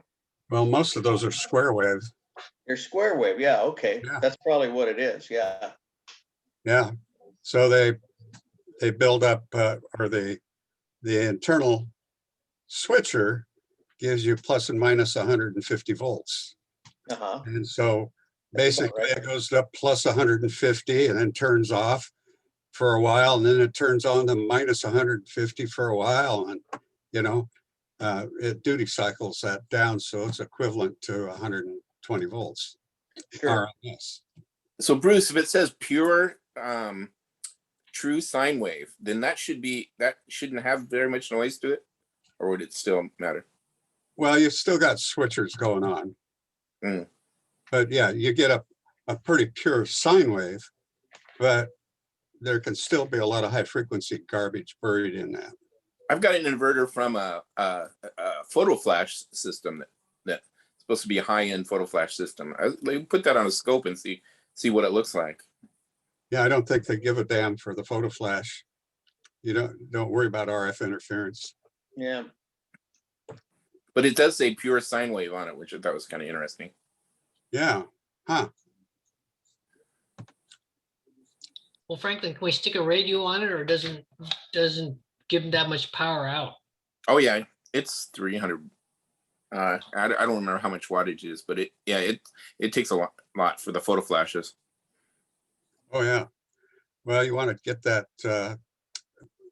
capacitor charged up in a hurry, and so it the switcher puts out a lot of current quickly. Most of the capacitors are around 250, 300 volts, isn't it, on the photo flashes? Yeah, I think so. They're up there. Yeah. And this was a professional unit, so I'm sure they wanted to. I mean, they do rapid flashing with them, right? So I wonder, are the photo flashes going solid state nowadays? LEDs? Yeah, now they are. This is an older one, so. Okay. Well, yeah, our phones they've got LEDs for the flash, right? Yeah, I think so. But I don't know what they do for professional. I suppose they'd be. Yeah, they've got some really neat ones now. Real small units that put out a lot of light. They got one called a square sun or something like that, and it's a photo flash unit as well as spotlight unit. So you can actually see how it works, and it also flashes when you hook it to the camera with a slave unit or Bluetooth. Pretty neat. They've come a long ways. Oh yeah.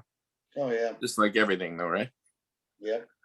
Yeah, my son was out shooting the moon a while ago. Anyway, he got a 2X extender, so he's got 600 millimeters, puts the camera on a tripod. Then with his phone, Wi-Fi or Bluetooth, he talks to it and shoots the frame, He has all this control to his camera and can actually see what the camera's aiming at, because you got video coming back. Okay, I want to shoot now. Click off the smartphone, What's neat is the low light capability of new cameras is just amazing. I mean, Oh yeah. It's almost no light at all, and they can see all kinds of stuff in color. Mm-hmm. In Yep. living color. I know. Sonny was telling me he had bought some camera, and I couldn't tell you what it was, what kind it was, or anything else. And he was using that to try and take some pictures, and I don't know if that was for his,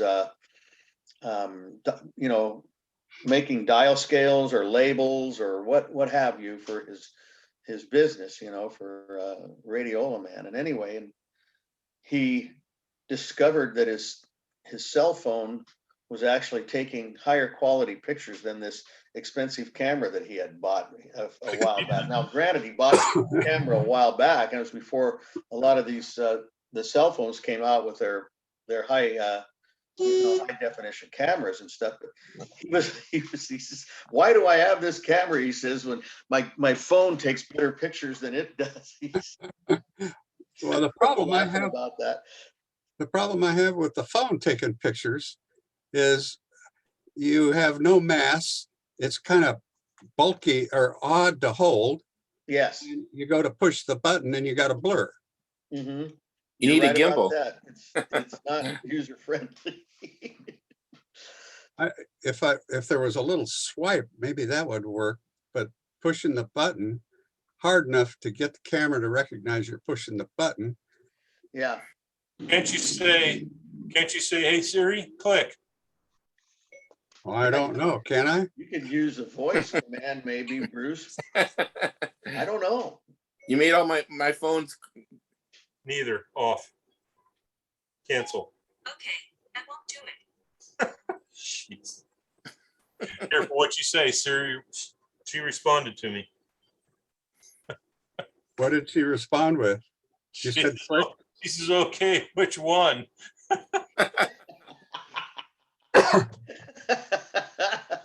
Yes, I have 2 cameras on my phone. What am I clicking? Oh, that was a fun experiment. I haven't let her in my house yet. Boy, I have an Alexa set up for, and it's named computer. So anytime anybody says, "Hey, can I use the computer?" Always she says, "Hello," says, "What's up? What can I help you with?" oh, good. Oh, Alexa, yeah. Well, when I take pictures of my radios to go on a radio attic, I just use my phone. Then I send them to my computer, and then I get into Photoshop Elements, and then I'm able to change the I crop it and do all that stuff, and then change the image size and stuff so that the when I send it off to the guy that runs the radio, Steve, so when he goes to publish it, the file's not too large and that sort of thing. So I do a lot of that sort of thing, and you can do a lot with that Photoshop, once you have taken the picture. Photoshop. What do you do for storage, Mike? Huh? What do you do for storage? I used to use Google, and they had infinite amount of storage, but now they're charging for it. So. Oh, it's just, I just put it on my, Just uploading it. download it onto my computer that way. And then I'm talking about when he gets it back there so that he can publish it on the radio attic. So I'm not doing any of that end of it. He's the one that is figuring out his storage to be able to put it on the website. Mhm. But I've got a lot of photos stored, so. yeah, well, he does. I mean, he's got, look at how many radios are on there. But Yeah. it's easier for him if I go ahead and change the image size down. I think it's 1200 on the horizontal, and that will automatically changes the vertical or something, I believe. And then from there, that makes the image size, the right size or small enough for him when I send it back. And then he's able to publish it without any problem. So you can do that. You can adjust your image size and that sort of thing. And then what's the other one I do? Oh, I got it right here. And then also after I do that, then I get in here and last thing I do is then when I send it and I make the file when I am downloading it or saving it. When I go to save it, I save it to the computer, and then at that point I make sure that the file is no larger than 1 gig. Or yeah. Save it as 8 bits. Yeah, and then says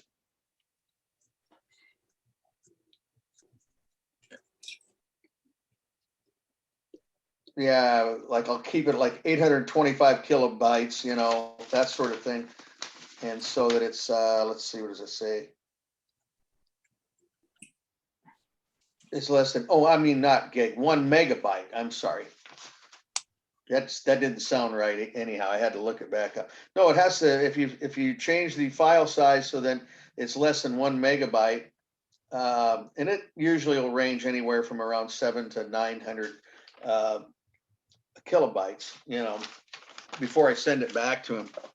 That makes it easier for him. Then he can just go ahead and publish it without having to screw around and do any of that kind of stuff himself.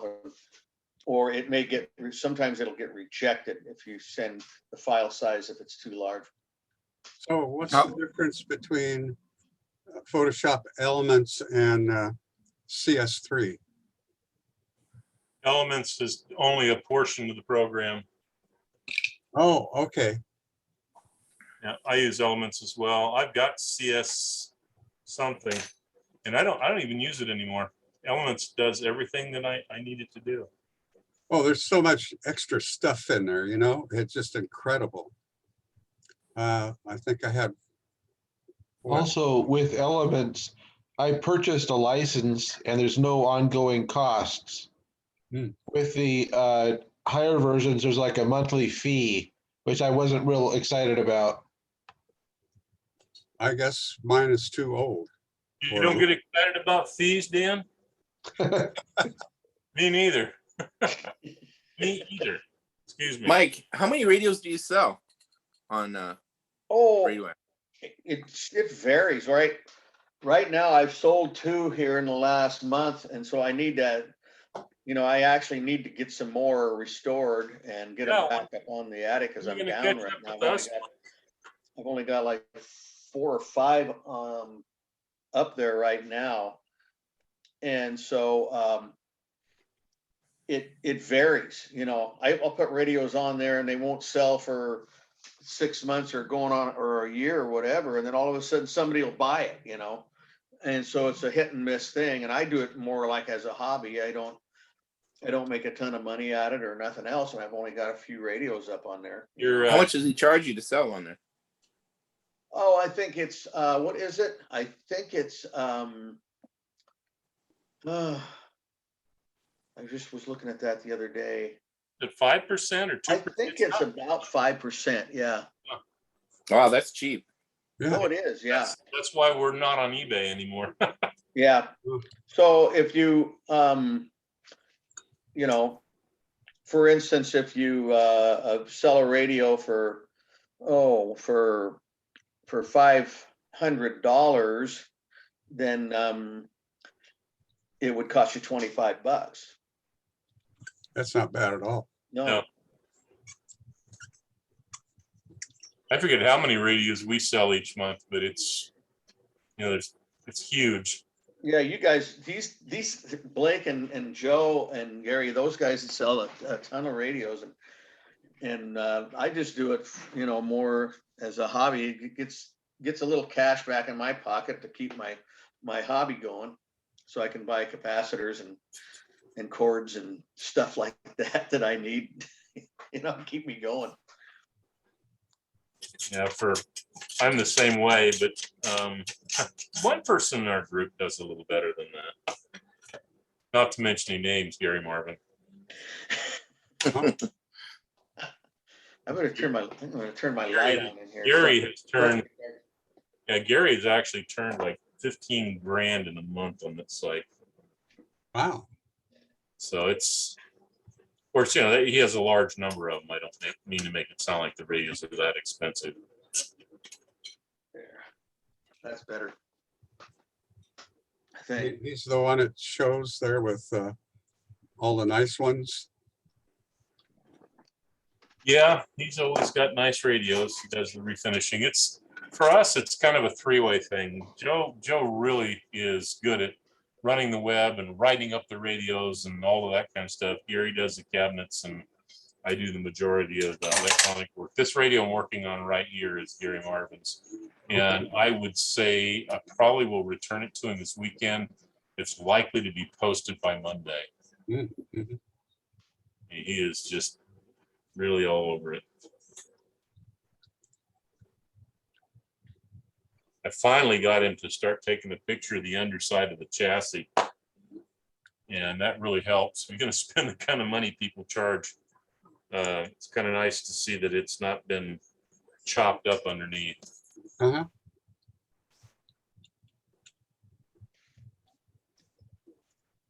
Yeah, that's always nice. When people like to have the MP3 player, or Bluetooth, whatever, the external device cords put on most all of the radios, Yep. and that helps to sell them as well.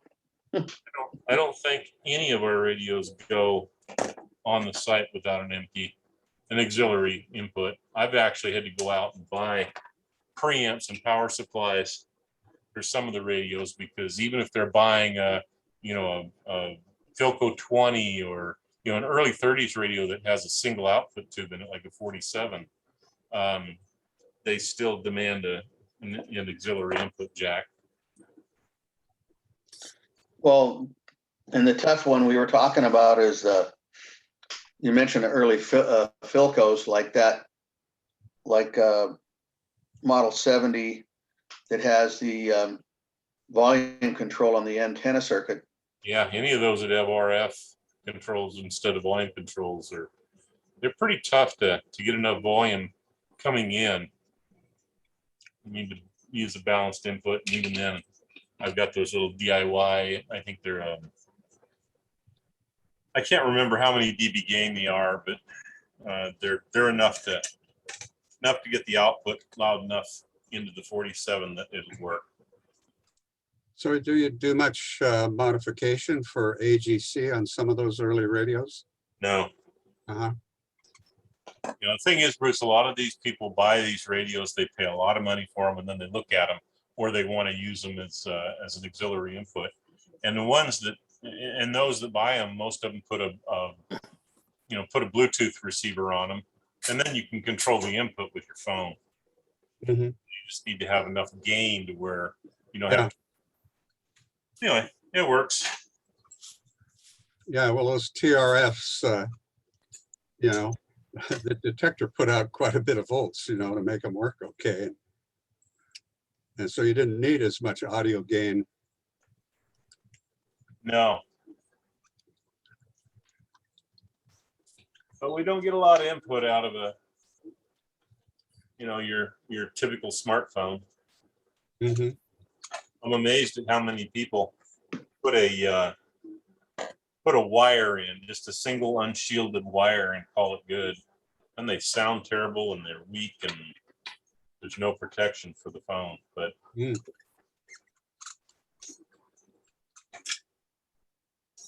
I found a circuit that seems to be working quite well universally. I put 1,000 ohms from each side of the signal coming in, and then a 10K to ground from the central point for loading, and then a single, typically 0.02 to 0.05 capacitor, just for protection of the device on the other end. And that seems to be worked pretty well. I think I'm on my last capacitor here, guys. And that protects the input device? Yeah, I just am not comfortable. I realize that the chances of having any kind of high voltage coming out of that circuit is pretty low, but most of these phones operate on 3 or 4 volts, so it doesn't take much to damage them coming back into them. So, you know, one cap after you've turned everything binaural is just there for, you know, makes me feel better. So if you did get high voltage, the cap would blow up, right? I mean, no, anything that come back in that circuit would be DC. And the resistor will cut it down to where the AC signal won't bother it any, but it'll block it completely. And I guess if you got enough voltage, it'll blow the cap. But you know, I put like a 400 volt cap in there, so typically they won't blow. So the cap blocks any DC. but then it would block it. Oh, I see. So Yeah. the cap blocks that extra DC. Yeah. It would hold that. Mhm. Oh, okay. That's right. And I typically tie them to the center of the volume control. So it's going straight into the amplifier. The reason I do that is most people want to control the volume with their phone and not the radio. And if they're in a Bluetooth mode, last thing you want to do is be able to control your content while you're sitting on the couch, but have to get up to adjust the volume. So by tying it to the center post, it's going directly into the audio amp, or you can go into the grid of the amp or preamp too. Either way, it gives you full control in your phone. So if you have two tube, like a push pull kind of system, that would be actually one of the best sounding systems. Yeah, it actually is. And usually with push pull, in fact, always with a push pull, you've got a driver tube. So you go into the driver tube and then to the push pull, and some of the really nice radios, you've got 5 tubes in the audio. You've got a first audio and the second audio and an inverter and push pull. And same thing, you back up to the first stage of audio in the radio.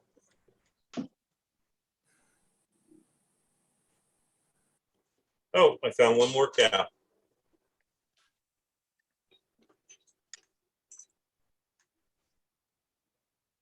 Blake, do you sell the Black Beauties and Bumblebee caps?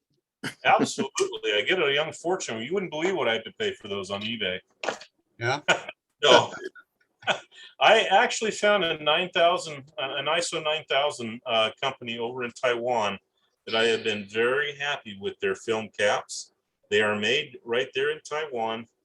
And I ordered samples from them and put them through the paces, and I had no problem with them, and I've had 0 problems with them, unlike some of the stuff I take out of these radios. I get a lot of radios from Gary that have already been repaired or restored. Mm-hmm. They don't work very well, and get a lot of Chinese caps and that are leaky. Some of them are leaky. Most of them are nowhere near the value they're supposed to be, and a lot of them are just plain bad. You can take a lot of Chinese caps, and I'm not going to say all of them, but the ones that I've tried over the years, you can put a 600 volt cap and put it on my Sencor and put 600 volts on it, and it does nasty things on my workbench. I'll be darned. So do you test all your new caps before you put them in? When I am ordering caps from a new vendor that I've never done business with, yes, I test all the caps and the samples, and then when the first 2 or 3 orders that I have, I will do sample pulls. Yeah, I've been very happy with the company I'm working with now, which is good because I've bought somewhere in the neighborhood of 40,000 capacitors from them. Wow.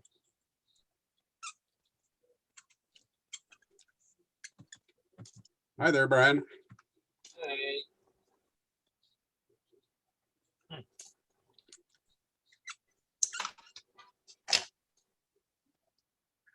I got to go get one of those capacitors. Yeah, I was talking about capacitors last time, wasn't it? Yeah. Where different frequencies, I measured different capacitance. Oh, yeah, we were talking about that. What was that? Wasn't that the Black Beauties, Bruce, we were talking about, or? You're looking for ESR though, right? This happened to be actually a mica. Oh, mica, okay. Oh, ESR or leakage, you can do either one. Yeah. ESR or leakage. Oh, okay. I mean, But measuring the capacitance at different frequencies, I got different measurements and different dissipation factors. And the 0.01, this happened to be the mica cap, but the Black Beauties and the Bumblebee caps exhibit the same thing. But the mica happened to be 0.03 rather than 0.01 at 120 hertz. And at a kilohertz, then it went down to 0.02 microfarads. And instead of 0.55, it went down to like 0.3 dissipation factor. And then at 10 kilohertz, that's as high as my meter will go, then it measured 0.2 microfarads, 0.02 microfarads, and something like Wow. 0.15 dissipation factor, something like that. So it was starting to act more like the 0.01 cap at high frequencies, but at low frequencies, it got real lossy and the capacitance went up. And the reason the capacitance goes up, you've got moisture in the paper, which then gives you a better dielectric at those frequencies. But it also gives you a leakage path DC wise, okay? Right, it would. So if that's on the plate of the first audio that goes into the audio output, with that leakage, it starts pulling a grid positive and giving you a good red plate in the output tube and running it up and out. Sure. And these are new old stock, or are they newer capacitors? We happen to get some new old stock at the museum of the bumblebee caps, you know, the stripes on it. It's like Yeah. Black Beauty with the resistor stripes on it. So Bruce, if Those you all were in the bypassing in the RF section at high frequencies, then the thing would probably just function fine, Yeah, except except for leakage. yeah, you're starting to pull a DC load, Yeah, which some RF circuits that might be fine. But then does that leakage current keep going up with Yeah, time and right, yeah. So temperature? that's the bad part, is anything like that that's collecting moisture and causing you to be able to leak the DC through is gonna be bad news, I imagine. Mhm, So that'll show sign of future failure, right? mhm. Time bomb. Time bomb, yeah. Yeah, Now, do you see new capacitors like that? Well, So you, not New old stock. new old New- stock. new Yeah. old stock, you don't see brand new ones that are that bad, but No, some some brand new ones are bad, right? Especially like these ones. Yeah, if you some of the stuff I've seen coming out of other countries is pretty bad, but it's not. It was bad to begin with. You know, you build them cheap, and you advertise them fraudulently. I mean, I've got 22 microfarad caps that aren't any bigger than a 0.1. They're rated at 450, and put them on the bench, and you put 450 volts on them, and they go boom and go across the workbench. Those would never take 450, even on a good day. yeah. But did they have vents built into them even? Well, they had a nice little cross on the top of them. Oh, okay.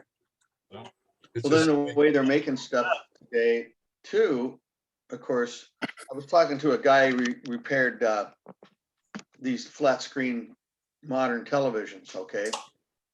Oh, they repair them? Yeah, he was repairing them. There's a girl here in Vancouver that does that too. And well, I think he was doing more of them, you know, when the price was up there, but I don't know about now. But anyway, long story short, he found that the capacitors in these things were running circuits.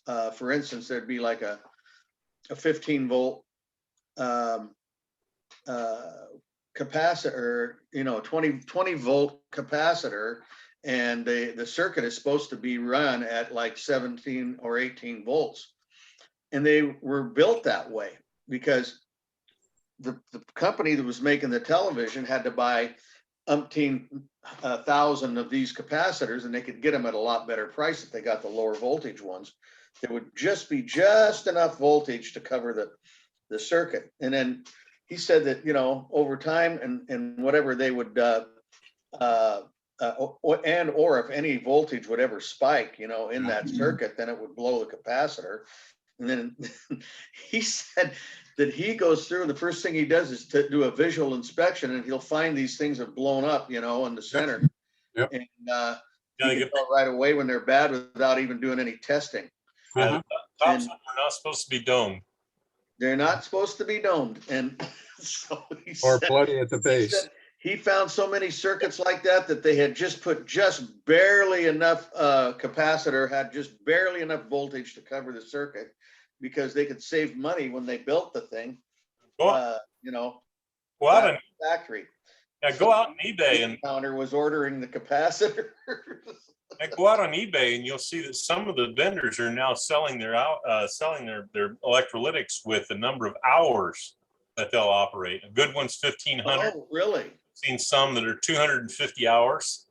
Yeah. Oh, man. Long to run up 250 hours on a TV or even an old radio. Yeah. Wow. Yeah, so many of the products just don't put in enough safety margin on their No. capacitors. That was a big deal with the refrigerator control boards. You could look at the control board and see the top of the capacitor is all domed. Yeah. 3 or 4 Yeah. of the capacitors would be domed, and you knew exactly what was wrong with it. Computer power supply, same way. I've repaired a number of flat screen TVs and monitors. And, it's always that damn capacitor. And why did they put the capacitor right next to this hot device, Yeah. And it's 85-degree seat capacitor next to this heat sink that's 185 degrees. Oh, gee whiz. Well, maybe not 185, but damn hot. Yeah. No, there wasn't any room on the inside of the transformer casing, so they had to put it on the outside. Yeah. Anyway, Wow. So they got, 120 degree or 105 degree heat sink, and they got a 85 degree capacitor sitting right next to it. yeah. Gee whiz. But yeah, for the coupling caps and stuff, the orange drop capacitors are really nice. So those are good quality, always were. Orange drops. They're always nice to have for the coupling caps and stuff. So Like the older control boards, they would have everything separated. You could see the high voltage side, you can see the low voltage side. They would even separate them by voltage. So it was nice. But then you look at newer ones and they're just all over the place. It's like. So what are you using what company are you using for capacitors, Blake? The front name of it is SuperTech. SuperTech. Yeah. And the problem that you got with them is that they don't sell in small quantities. Uh-huh. When I'm buying caps from them, the smallest quantity they'll permit me on a small film cap is 5,000 units. Oh, okay. But I try and sell them cheap, and I buy them and share them when people want to buy them, because it's doing myself a favor. If I buy them buy 5,000 of them, I can sell them for 50 cents a piece, or 42 cents a piece, or whatever they are, and then I get them for that price too. So you're covering some of your costs and saving people a lot of grief. Yeah, I wouldn't say I make much money on them, but by the time I get them shipped, they'll only ship them DHL Air. So it's not unusual for me to order 10,000 capacitors, 2 values, and have it cost me $81 to get them shipped here. But they get here quickly and they're safe. And they're polarized. I mean, you can tell which side. No, not the film caps. Not the film caps. You have to check those out yourself. Yep, you can do it with a scope. I don't find that they make enough difference in the radios I'm working on. Now, if I'm doing an amplifier or a receiver, or somebody brings me a high-end one, I'm going to check them and mark them all. But as I have it, this 39 Zenith has got 6 tubes in it, and it doesn't care. It doesn't care. Yeah.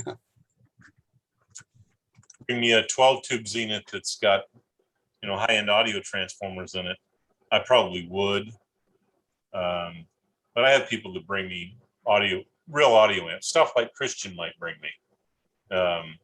His stuff, I'd probably make sure I check the polarization.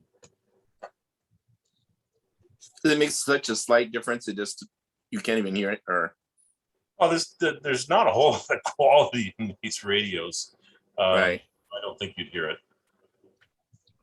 And how about the longevity of the capacitor too? It shouldn't matter.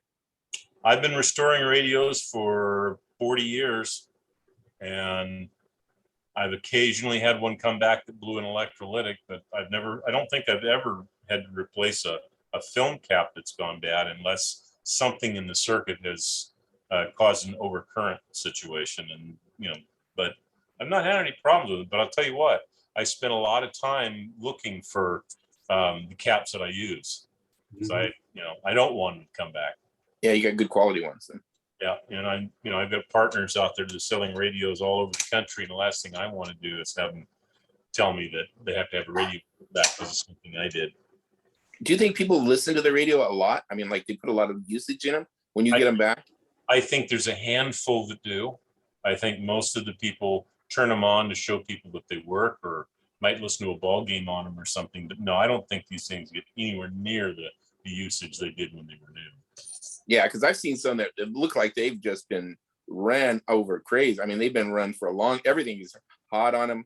All the wiring is just turned to a sludge, and, Oh, yeah. and that radio must have been on 24 hours, I would think, right? Yeah, I get radios like that occasionally here too. This one I'm looking at, every radio tells a story.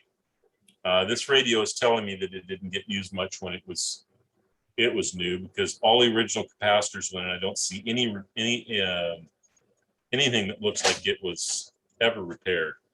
I got the Zenith chassis that it looks like the wiring must have got really hot. It's like it all fell off. I mean, it's like so brittle. Is that a typical Zenith thing, or? Well, it's probably like a 1940, 41, 42, maybe right after the war. And my understanding of it is that the rubber was going towards the war effort even before we entered the war, and that manufacturers went to a synthetic style of insulation. And Zenith loved that stuff. It was very colorful, but if you look at it cross-eyed, it's like the insulation jumps off the wire. And that's real common in radios of that period. But no, it's not because it got used a lot. It's because it dried out and it didn't have the staying power of the rubber or plastic that they use on the wire later. But this Zenith I'm working on is a 39. There's no plastic wiring and it's all cloth covered. I think. But if I went, go ahead, Mike. Okay, sorry. Anyway, I think I've sold a couple of FM radios here lately, and I think that those get played quite a bit, you know, and people are concerned with, were concerned when they were buying them, you know, what does it sound like and all that stuff, you know, versus the AM radios and even AM shortwave, you know, I don't think people, the content that's on there, people listen to them much, you know, but then again, too, when they have an auxiliary hookup, they may play that quite a bit, you know, through there if they like listening to what's on there. That's a valid point, Mike. But the FM, they were really concerned about, you know, how does it sound, you know, all that stuff. So I think that makes a difference. Does it have have those had induction tuners on them? You know, they have that slug that goes up and down. Not all of them, but many of them did. Yeah, a lot of them. Inductive tuning. Do you think that people would be interested in a tech talk about that? Because I mean, I don't know anything about those induction tuners at all. I mean, it's so much different than an air gap tuner.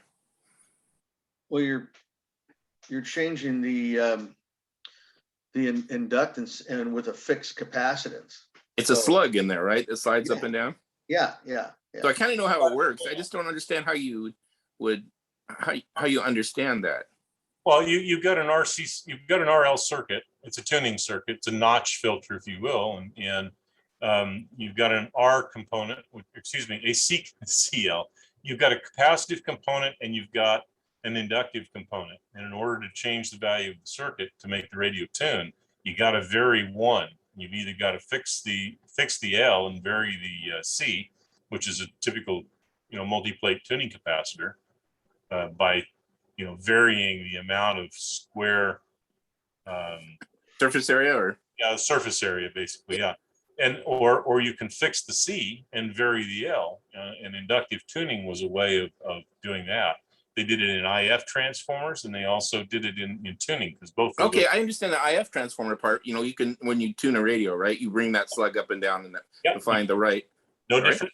No different. Really. Different when you're tuning the oscillator and the incoming antenna. You're notching out a frequency to allow in from the antenna into the radio, and you're varying a local oscillator, and the two are tied together at the waist so that the output is always the IF. They track together, but one's an oscillator and one of them's a notch filter. Oh, I see. It's so easy to look at a tuning capacitor where it just slides back and forth. You're going up and down the dial, right?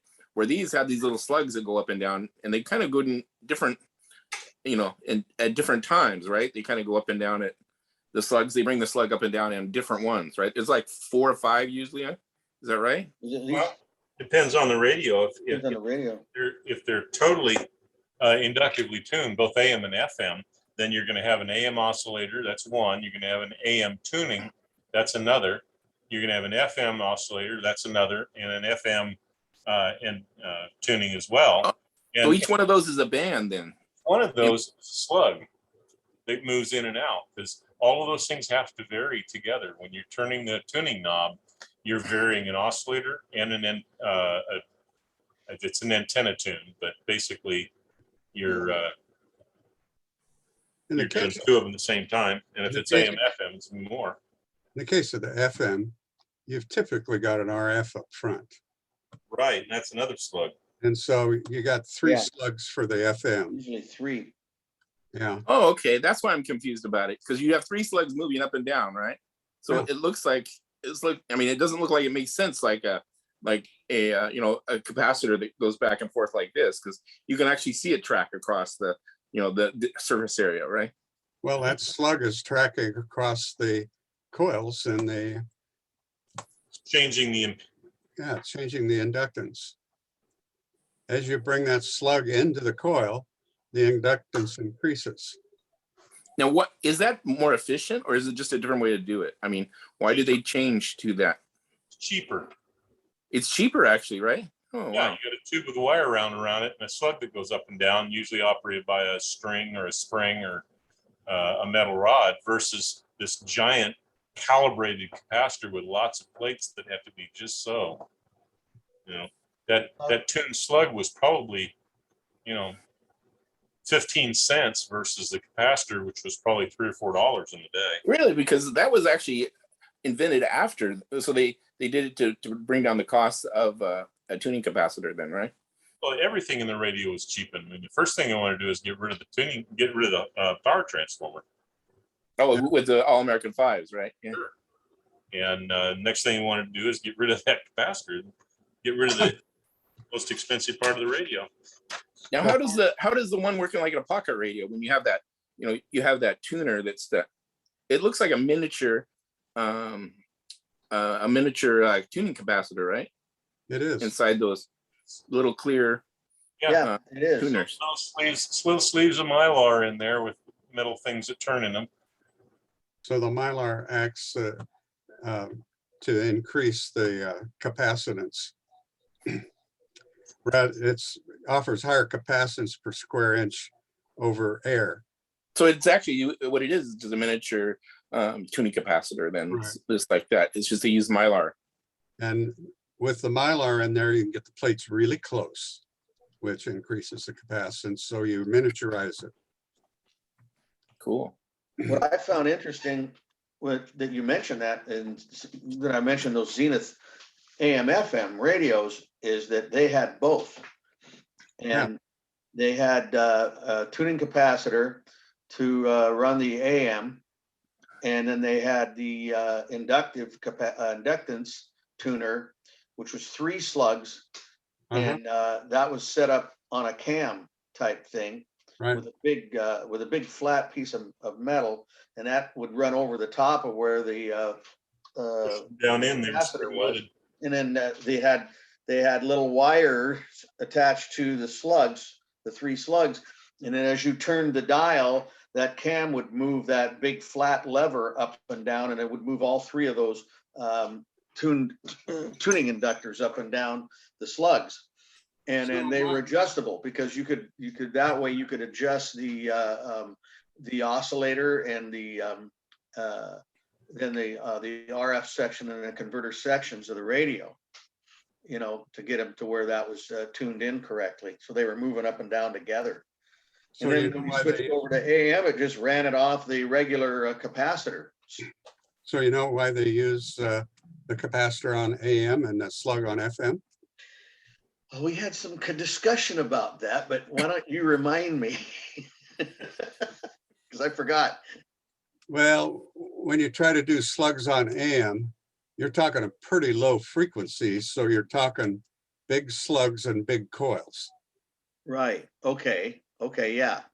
It's easier to make a large inductance coil on a form and then vary the capacitance for Right. AM.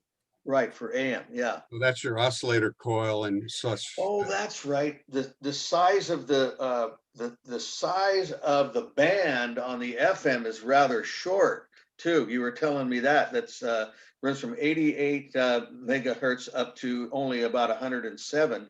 So it's got a short span. So therefore, the inductance doesn't have to change a whole lot, and they can use the 3 slugs for that. And at high frequency, you don't need a very big inductor. Oh, at high frequency, yeah, you don't. Yeah, that's correct. Yeah, that would make sense. So Yeah. that's why you see those little slugs not much bigger than a pencil, you know. Yeah, no, they're little. They are. That's But about you right. look at an AM coil and they're pretty large physically. Yeah, And if you Yeah. were to stack 3 of those out there with huge slugs to fit in. Because it's, So do they do different with like long wave or like short wave? So well, you look at the regular AM band, you know, your megahertz. FM is 100 megahertz. Okay, 100 to 1 difference there. right. And so when you're calculating your LC, it's a whole lot bigger for AM.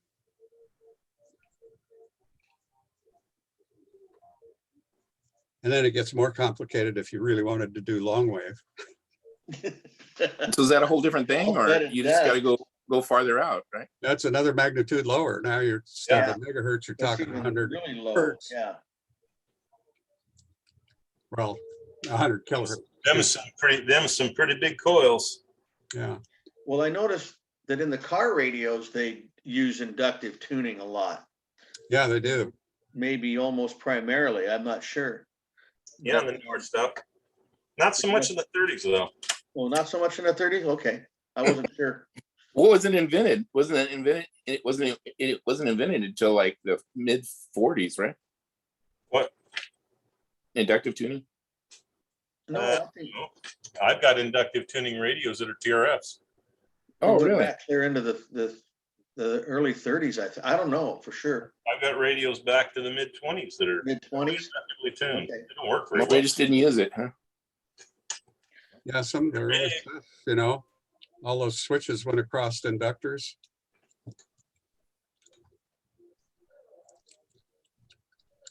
I think in the case of the car radios, it was kind of a space saver though, too, wasn't it? In the fact that they're so flat, like on the later ones in the 50s, for instance, like the radio, the physical size of the radio itself, the compartment is rather flat and narrow. So it's easier to put those slugs in there than it would be to put a large enough capacitor to run the radio. Yeah, those slugs have got lots of turns on them. Are those mechanisms hard to repair on those car radios when the set presets? Not when they're not broken. Do they commonly break though, right? Or they get out of the line? Well, most of the radios that I've worked at, as long as the moisture hasn't gotten to them or nobody else has gotten in and mucked with them, they really do hold up pretty well. What gets dirty is the mechanisms themselves, the mechanics of them. The coils are fine, but you may spend 2 weeks with lubricant and braking oil, get them freed up. Well, some of them switch LCs, but some of them is purely mechanical. In other words, Yes. You pull it, Right. you get your station on, you pull the knob out, and now there's a little cam that's loose. And when you push the knob in, the cam adjusts to that position that gets that frequency. Right. So Yeah. basically, when you push the button in on another station, it physically forces the cam position into a new station. Yeah. Here's a 39 Buick radio. With the speaker in it. Yeah, that's cool. Yeah. And I'll turn it around and you can see, if you look closely inside at the top there, you can see the 3-gang tuner. Yeah, it Oh, does. yeah. It's Sweet. got a variable capacitor. Yeah. Radio has push buttons, and the way you set them is to pull the knob off and actually set a coil and a cap behind them. It has a little variable coil with a little trimmer behind it. Ah, And that's how this one's not a mechanical unit. it's It's got all it's got presets in it. Yeah. That's nice. So that looks like there's a lot of room in there, Blake. right. So you're adjusting the oscillator and detector or oscillator and antenna? So Oscillator and antenna, and then Antenna, yeah. the trimmer.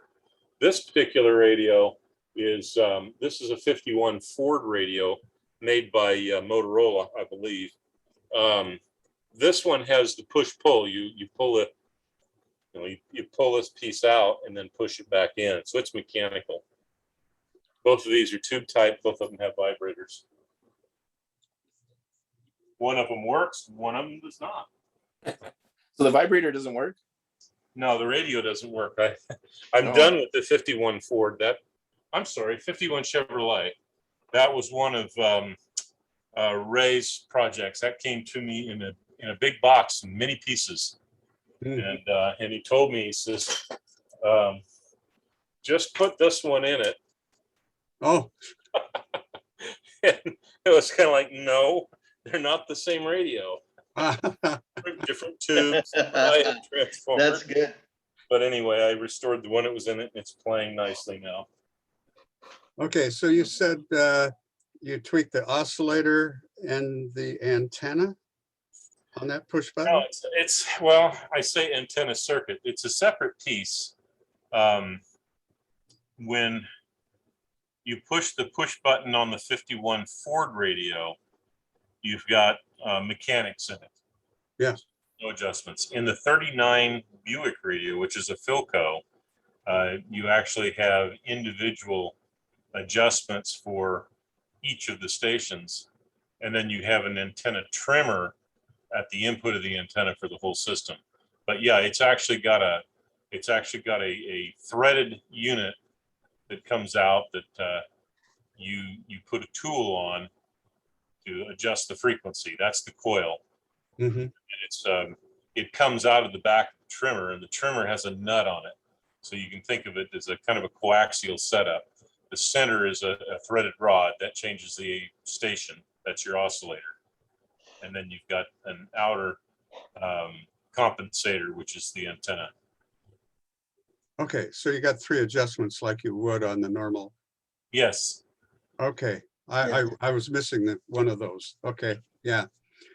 Because you got 3 trimmers on your variable cap that you're typically using on the tuner. Do those radios use a lot of power? I mean, because they didn't care how much power you used, right? Because the alternator. The 51 Chevrolet radio draws about 8 amps at 12 volts. Oh my gosh. The Buick radio draws about 11 and a half amps at 6 volts. So you couldn't run it off 2 18650s. So the Chevrolet was 12 volts by 1951? No. No. I'm sorry. Thank you. It's You are okay. correct. They're both 6 volts. He was going to blow it up first. Yeah. Well, I figured 2 18650s, there's what, 7 volts there. But you only have about 2,000, what would it be? No, 4,000 milliamps. 4 amps. It's not enough. It wouldn't even heat up the tubes. That would. Yeah, 4 amps would light up all the tubes. They're 300 mil tubes, and there's 6 of them. They need a little over an amp to light the tubes. But the vibrator, on the other hand. Yeah. So is that a typically power talking hog, the vibrator? You're typically talking 40, 50 watts, right?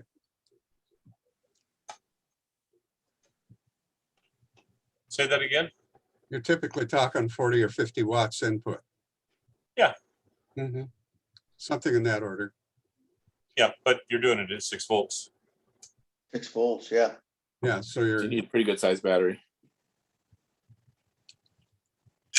Our battery works just fine. Just a good thing. My dad had a 55 Dodge Suburban company car, station wagon with a Hemi in it. And anyway, he had one of those early push to talk phones, and he was on the road a lot. IMTS. I don't recall. Actually, probably MTS, mobile telephone systems. It was kind of like a CB loop or antenna lengthwise. Did it have the rotary dial on it? No, he had to basically talk to an operator. Yep.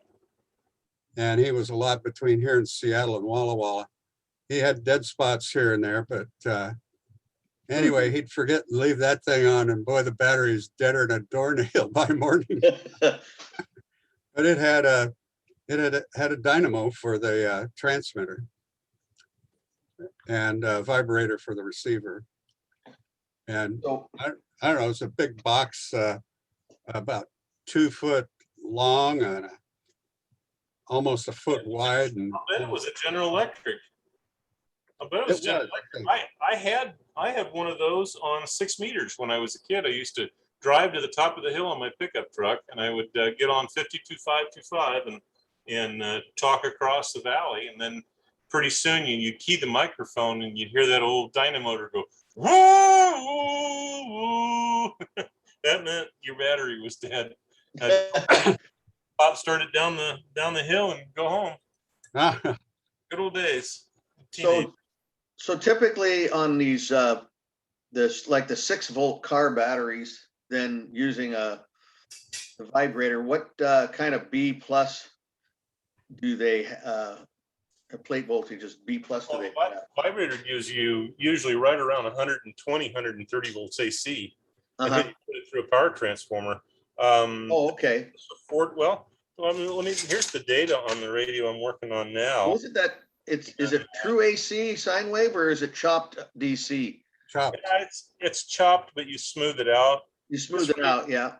This radio has 6 volts in, and what comes out of the vibrator goes into a double center tap transformer, center tap primary, center tap secondary, and the output is 325 volts AC.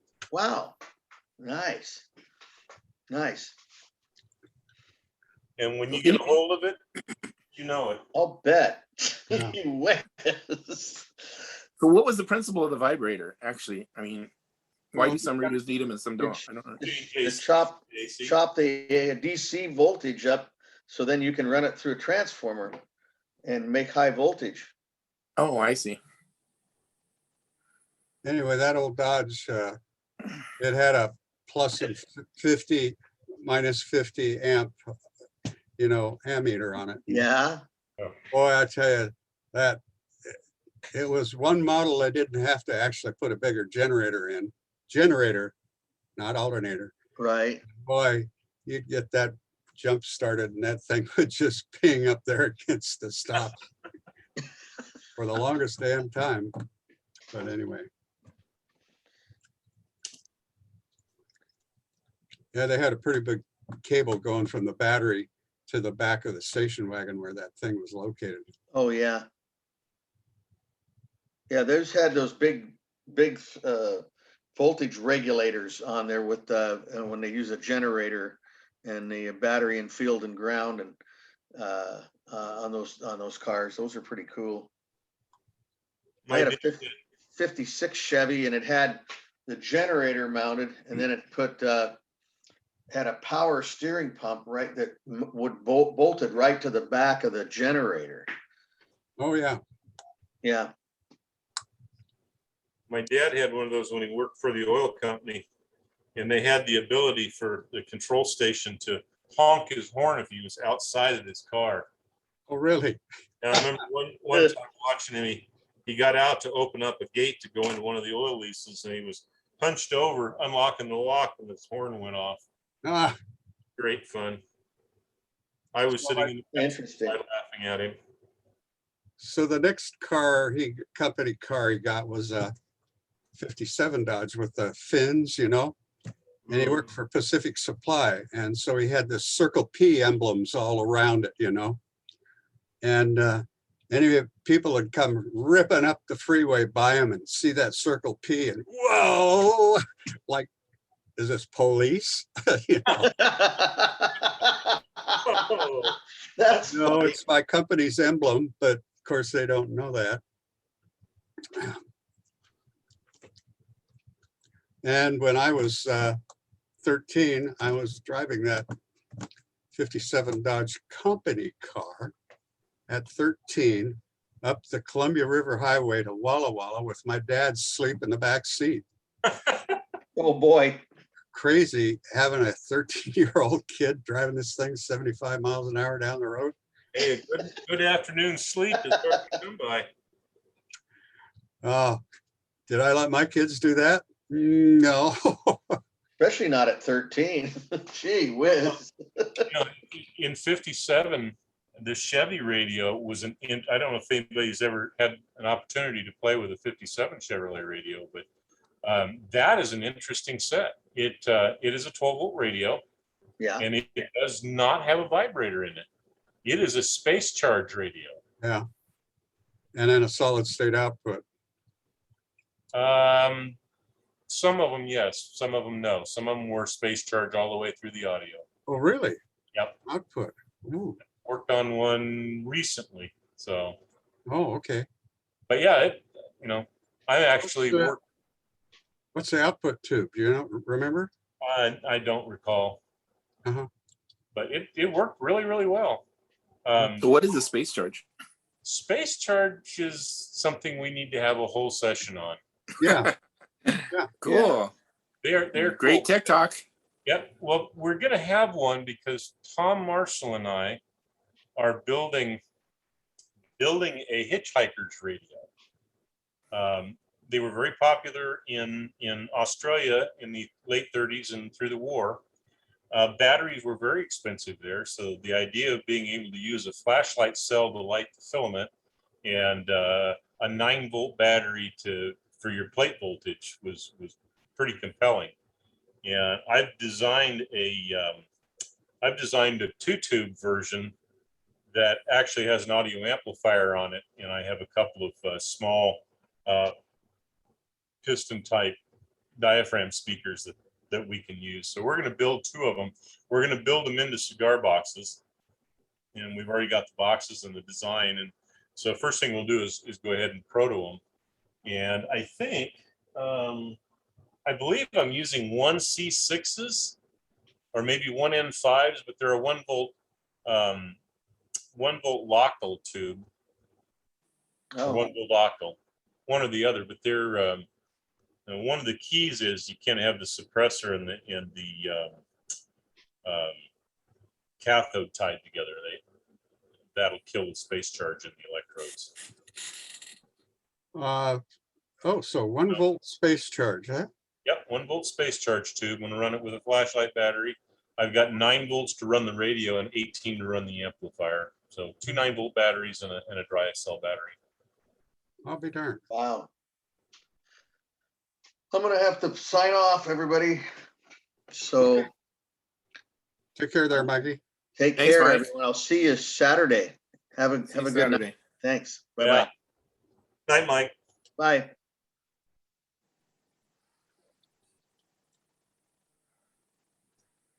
Bruce, you coming out to the meet this weekend? No, I'm not. Oh, I got a bunch of other things going on, and who knows what I'm gonna feel like then. you have a chemo session between now and then? No, I've had the big chemo today, Oh, okay. and that was 3 separate chemos, 9 bags worth of stuff. Oh my gosh. Yeah, last time I gained 10 pounds just in fluids all those damn bags. 10 pounds in a day. Oh, I'm glad you can laugh about it. That salt water's heavy. Yeah. Anyway, well, I've been taking the water pills, and so I peed pretty often today. Carried, drug my little key into the tree into the bathroom, with me, and hell of a deal. Your wife's name is Carrie? What's that? You say your wife's name is Carrie? Nancy. Nancy, okay. She said, okay, I get it. Never mind. I didn't carry the bags. No, that's my, yeah, my little bag girl anyway. But I just got word from my younger sister. She's 10 years younger than me. And anyway, she's got 12 months to live. Oh, Bruce. Yeah, it's a real bummer, you know. I think I got a few more years, but then, you know, you never know. Well, I don't know if you know Tom Marshall or not. No. Tom is, I think he's 82. He was a millwright all his life. Just the nicest guy in the world. And he just buried his daughter. She's one of the statistics in Portland during the heat wave. Oh gosh. You know, and it kills me to think about it. I don't think parents should ever have to bury a child. I can't think of anything worse in life. Oh yeah. But he's dealing with it. He still comes over on Friday evenings and said, "Are you up to this?" And he goes, "Oh, absolutely." He says, "I need the therapy. Please don't tell me not to come." Well, you know, I've thought long and hard here lately, you know. Well, gosh, you know, I got things I want to do yet, but you know, you got to think back and had great family, friends, and work, and there's all these good things you can really think about, you know, and forget that other bullshit. And so my older sister has a cabin up on Mount Hood, and so we're going to try to get all 4 siblings together and just go up there and have a few days up there. But we got to get everybody capable. And right now my little sister is not. Hopefully when her chemo gets over, she'll feel better. I certainly hope so. I hope you get the chance to do that. I've got siblings in California. They're going to be 92 in November and 89 next spring. And we have not been able to get down to see them. Oh, got to do that. Yeah. Gotta do that. Yeah. Making plans now. Mm-hmm. Good deal. We had a 90th birthday party for my dad before COVID hit in November. And it was great. All the kids, all his friends, tied up a whole restaurant, had a blast. Yeah, we had a blast with Grandma when she was 90. That was many years ago. And, you know, she was still walking to church and all with it, mentally and physically. And she was 99 and a half when she finally passed. And my dad bought himself a two-seat roadster for his 88th birthday. My brother was not very happy with me because he thinks because I had a little red roadster is why my dad had to have one. It's like, well, you know what? You see, why not? Yeah. And some guy ran a red light and totaled it 2 years later. Oh, geez. Yeah. And then told the police that my dad was the one that ran the red light. He says he can't see. Unfortunately, 3 other witnesses said, no, you're the one that ran the red light. But he was vindicated. But he said he had about all he needed to that car anyway. And he said they gave him more than he was going to be able to get for it if he sold it. So he had his fun. He did, but he had a lot of fun in that. And he's still driving. Uh-huh. Well, more power to him. Geez. Yep. Yeah, well, after my last accident, I'm sure glad I had that dash cam. Oh, really? Oh, yeah. Well, I rear-ended this gal that ran a stop sign and then stopped in the middle of the road. Oh, nice. Yeah. Not only did she run the stop sign, that she stopped when she got out in the lane. And so I ended up rear-ending her. And of course, boy, it was all my fault. anyway, the video showed different. That's great. Yeah.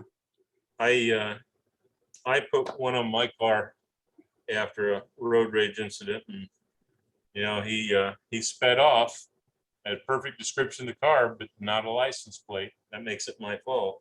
Oh, My daughter's glad she has it. The first thing I did in my 4Runner when she gave it back to me was went out and bought another one. uh-huh. Front and back cameras.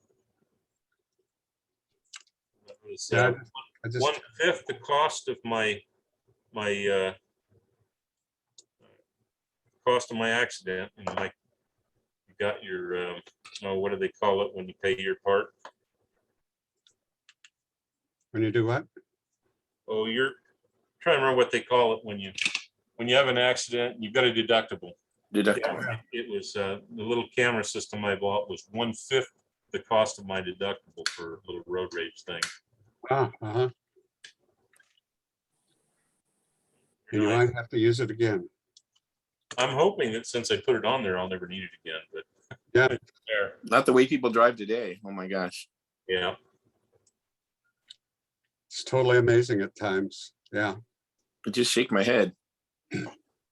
I stopped at one accident one day and asked, you know, the policeman came back and asked me what I wanted. And I told him, I said, well, I don't have your accident here. I might. I said, but I've got a dash cam that was running. And I said, you'll see her run the last red light before she ran this red light and got into an accident. Ah, Cop said, asked me, he says, do you have the chip? And I said, yeah, but I don't have the adapter. And he goes, don't worry, we've got every adapter in the world and a laptop in the front seat. Let me have it. And he did. He went back and ran it off and came back. Thanked me very much. He didn't need. I said, "Do you need my driver's license?" And he goes, "No, I got the video." Yeah. He didn't That's all care I who need. it was. got every adapter in the world. Yeah. Yep, got every adapter in the world. Just let me have your card. Okay, so they're really getting into using this stuff then. Yeah, if you'll stop and offer it to them. Uh-huh. Well, I always would. Yeah. We stopped in an accident one time going down I-5 to California in a car that was a black Suburban, all black wheels, black rims, black everything. The windows were all Out, blacked out. windows and And he passed a truck in the right-hand stretch. And it was too much traffic for him, so he hit the stretch. And I told my wife, I said, I think he just went on the other side of his truck. We were passing the truck. Young lady, a couple of cars in front of me, it was in front of the truck, and he came out and he clipped her front bumper, spun her around off the road into the ditch, oh, and then ran. uh-huh. I got his license plate, and I told the highway patrolman, I said, you know, if you're going to drive like that, you really shouldn't have personalized plates. And the cop said, what was it? PB space FT. He kind of looked at me, and then he smiled and he goes, Leadfoot. I said, yep. He goes, how fitting. Thank you. And we stayed, and he came and got my statement, and then stepped away to talk to the radio. He came back and says, we got him. Oh, just like that. Yeah. And then you get these yahoos that rob a convenience store, and they've got all this shit tattooed on their face and stuff. Yep. Oh, well, those folks aren't always the smartest in our society. Well, they have gone to masks, you know. We all have. Yep. Anyway, I'm gonna pop out of here. Good talking to you guys. Take care. We'll catch you next Wednesday, probably. Sounds good. Thanks, Bruce. All right. Here, Later. Bruce. See you, Bruce. Good night. Yeah, and you haven't had a whole lot to say. How are you and your dad doing? We're okay. Yeah, just busy with life, I guess. Busy with this new life? Yeah. Glad you guys are doing okay. Thank you. Your dad have a Zoom box that he can get on with? Yeah, we're working on that. Want one? For him, so Well, I'll tell you what, I was thinking about you guys the other day. I've got a little tiny, kind of a miniature HP laptop, it's a little Atom-based thing. It's got a camera built in. And I tried it on Zoom one night. It seemed to work just fine. It needs a home. It's a nice compact piece and it's got Wi-Fi in it and Bluetooth and all the regular stuff. But if somebody needs just a compact little Zoom box, I think this would work nicely. You're welcome to it. oh, Just give me the word. okay, thank you. I think Yeah, I seen it. It'd be great for your dad, I think. it's me. Nice little small one. It's got a wide angle lens on it too. Right? Yeah, it's a good little unit. But like I said, I don't want anything for it. It just needs a home.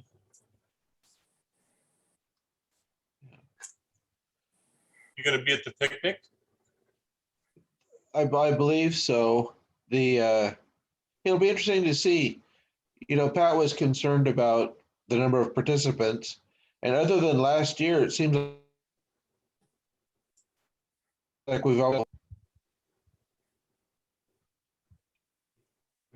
Missed part of that. He's breaking up. I said, other than last year, it doesn't seem like we're ever short of participants for the July swap meet. So, Yeah, well, he's got 100 meals coming. You know, I've invited a guest. I'm more than happy to give up my meal to bring him in because he's a potential member. But good. Yeah, it's a bummer that Chehalis ham swap on the same morning, but life is like that. can be. Well, I'll put the little unit in my vehicle if I remember, and you guys can take a look at it. Like I said, it's no harm if you don't want it, but if you would, I'm happy to give it away. Thank you. I think we're both pretty well squared away with the Zoom, but there be nice to get some of the members that don't have a computer at all hooked up to the Zoom. I'm thinking of people like Alan Shattuck. I didn't think of Alan, but that'd be another good one. I just want to put it to good use. I've got a brand new computer out here in the garage that's got a beautiful camera and everything on it. Just like I said, help somebody who doesn't. Yeah. Well, it's past my bedtime. I'll have to say goodnight now. Thanks for the good chat. Good night, Dan. Good to see you. Nice to Good see you, night. Dan. Call me. What do you want us Soon. to call you? All kinds of things. Bye. Well, thank you again, Franklin, for sending out the link. Oh, not a problem. That made this so much easier. I try to make it so more people participate. We had I think we had like 14 at one time. Yeah, you had a good group tonight. I actually completed a radio. I'm just now cutting the wire ties off. I'm ready to actually put power to it and see if it works. So Cool. Can I watch? sure. Wow, that's a nice looking Zenith. Yeah, let's It's a big one. yeah, let me turn it around so you can see it. Oh wow. Well, actually, let me tilt the monitor down. There we Yeah. go. Nice. So those are presets on top, right? Yes. Yep.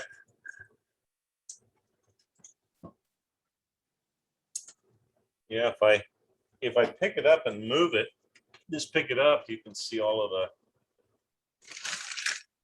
crap that came out of it. Wow. That's got a lot of presets on there. What? 6 of them, I think. Oh, just 6. Yeah, So only the top ones? Yeah, the top What are- one here, and these are the screw adjusts. These actually change the frequency. Oh, okay. The early one, so it's got these change the frequencies, and then you can see back here there's one antenna screw. And, you know, I just realized something. This radio is not going to play because I have not changed the filters in it. So I'm not going to plug it in because I could damage things. Yeah, you don't want to do that. Yeah. Okay. Impressive radio though. Wow. Yeah, it's only 6 tubes. Really? 6 tubes and So those that are IR dial. caps. Wow, that's a huge dial. Yep. What makes this one an interesting set is I'll lift it up. It's also not terribly light.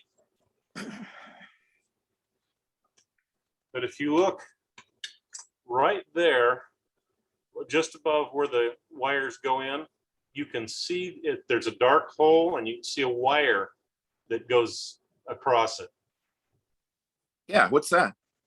What that is, that's an octal tube socket and a plastic cover. If I take that plastic cover off, there's a wire that comes out from the side and it plugs into one of those 8 pins. Mm-hmm. And that is voltage selector for the radio because it'll do 110 all the way up to 240. Also, you can change the voltage that way. It's a universal transformer. So this was an export radio. It could be set up for one of many different frequencies, but you know. How does it deal with the difference in hertz of the 50 hertz compared to the 60 hertz? Well, that really doesn't affect anything except the filtration of the power supply, and it uses the larger filters. It's got a 20. I think it had a 20 and a 20 and a 10 in it. So I'll replace it with a 22 and a 10 versus the American one, which had an 8 and a 16 in it. So it's got a little bit larger ones in there, but otherwise it's just fine. Now, if it had a clock in it, we'd have a problem. Yeah, they don't know how to fix that, do they? Do they have a way to fix that? If it's Yeah, you can put a frequency converter in it, and those today, even today, a frequency converter typically is a mechanical device. And yeah, they're not cheap. We just turn our generators a little faster here in the US. Yeah, it's kind of crazy, isn't it? Yep. And then in Japan, there's two different. There's a 50 and a 60. The South, I think, is 60, and the North is 50. And they've also totally bizarre. Yeah, and then you also got 105 and 120, I think. Yeah, exactly. It's 100 even, I think, in the South, if I can remember right. I've actually got a transformer up in my cupboard that is specifically designed in case I should get a Japanese radio. You know, I can plug it in directly. I've also got a power supply that I can dial down to 100 volts, but I always keep a couple around because if they're going to play them any amount, I really shouldn't be shoving 120 into them. Right. Huh. Yeah, that's something else. But yeah, this is an interesting radio. So was this in a cabinet unit or? Yeah, this is, I believe, it's a 266, which would make it a console. Just a big console. Oh yeah, you don't get to see it, do you? No, I just get the guts. I don't get to see the cars and I don't get to see the cabinets, but oh yeah, that's no good. But things are kind of coming back up, you know, pretty quickly. Although I just took another assignment at Bonneville.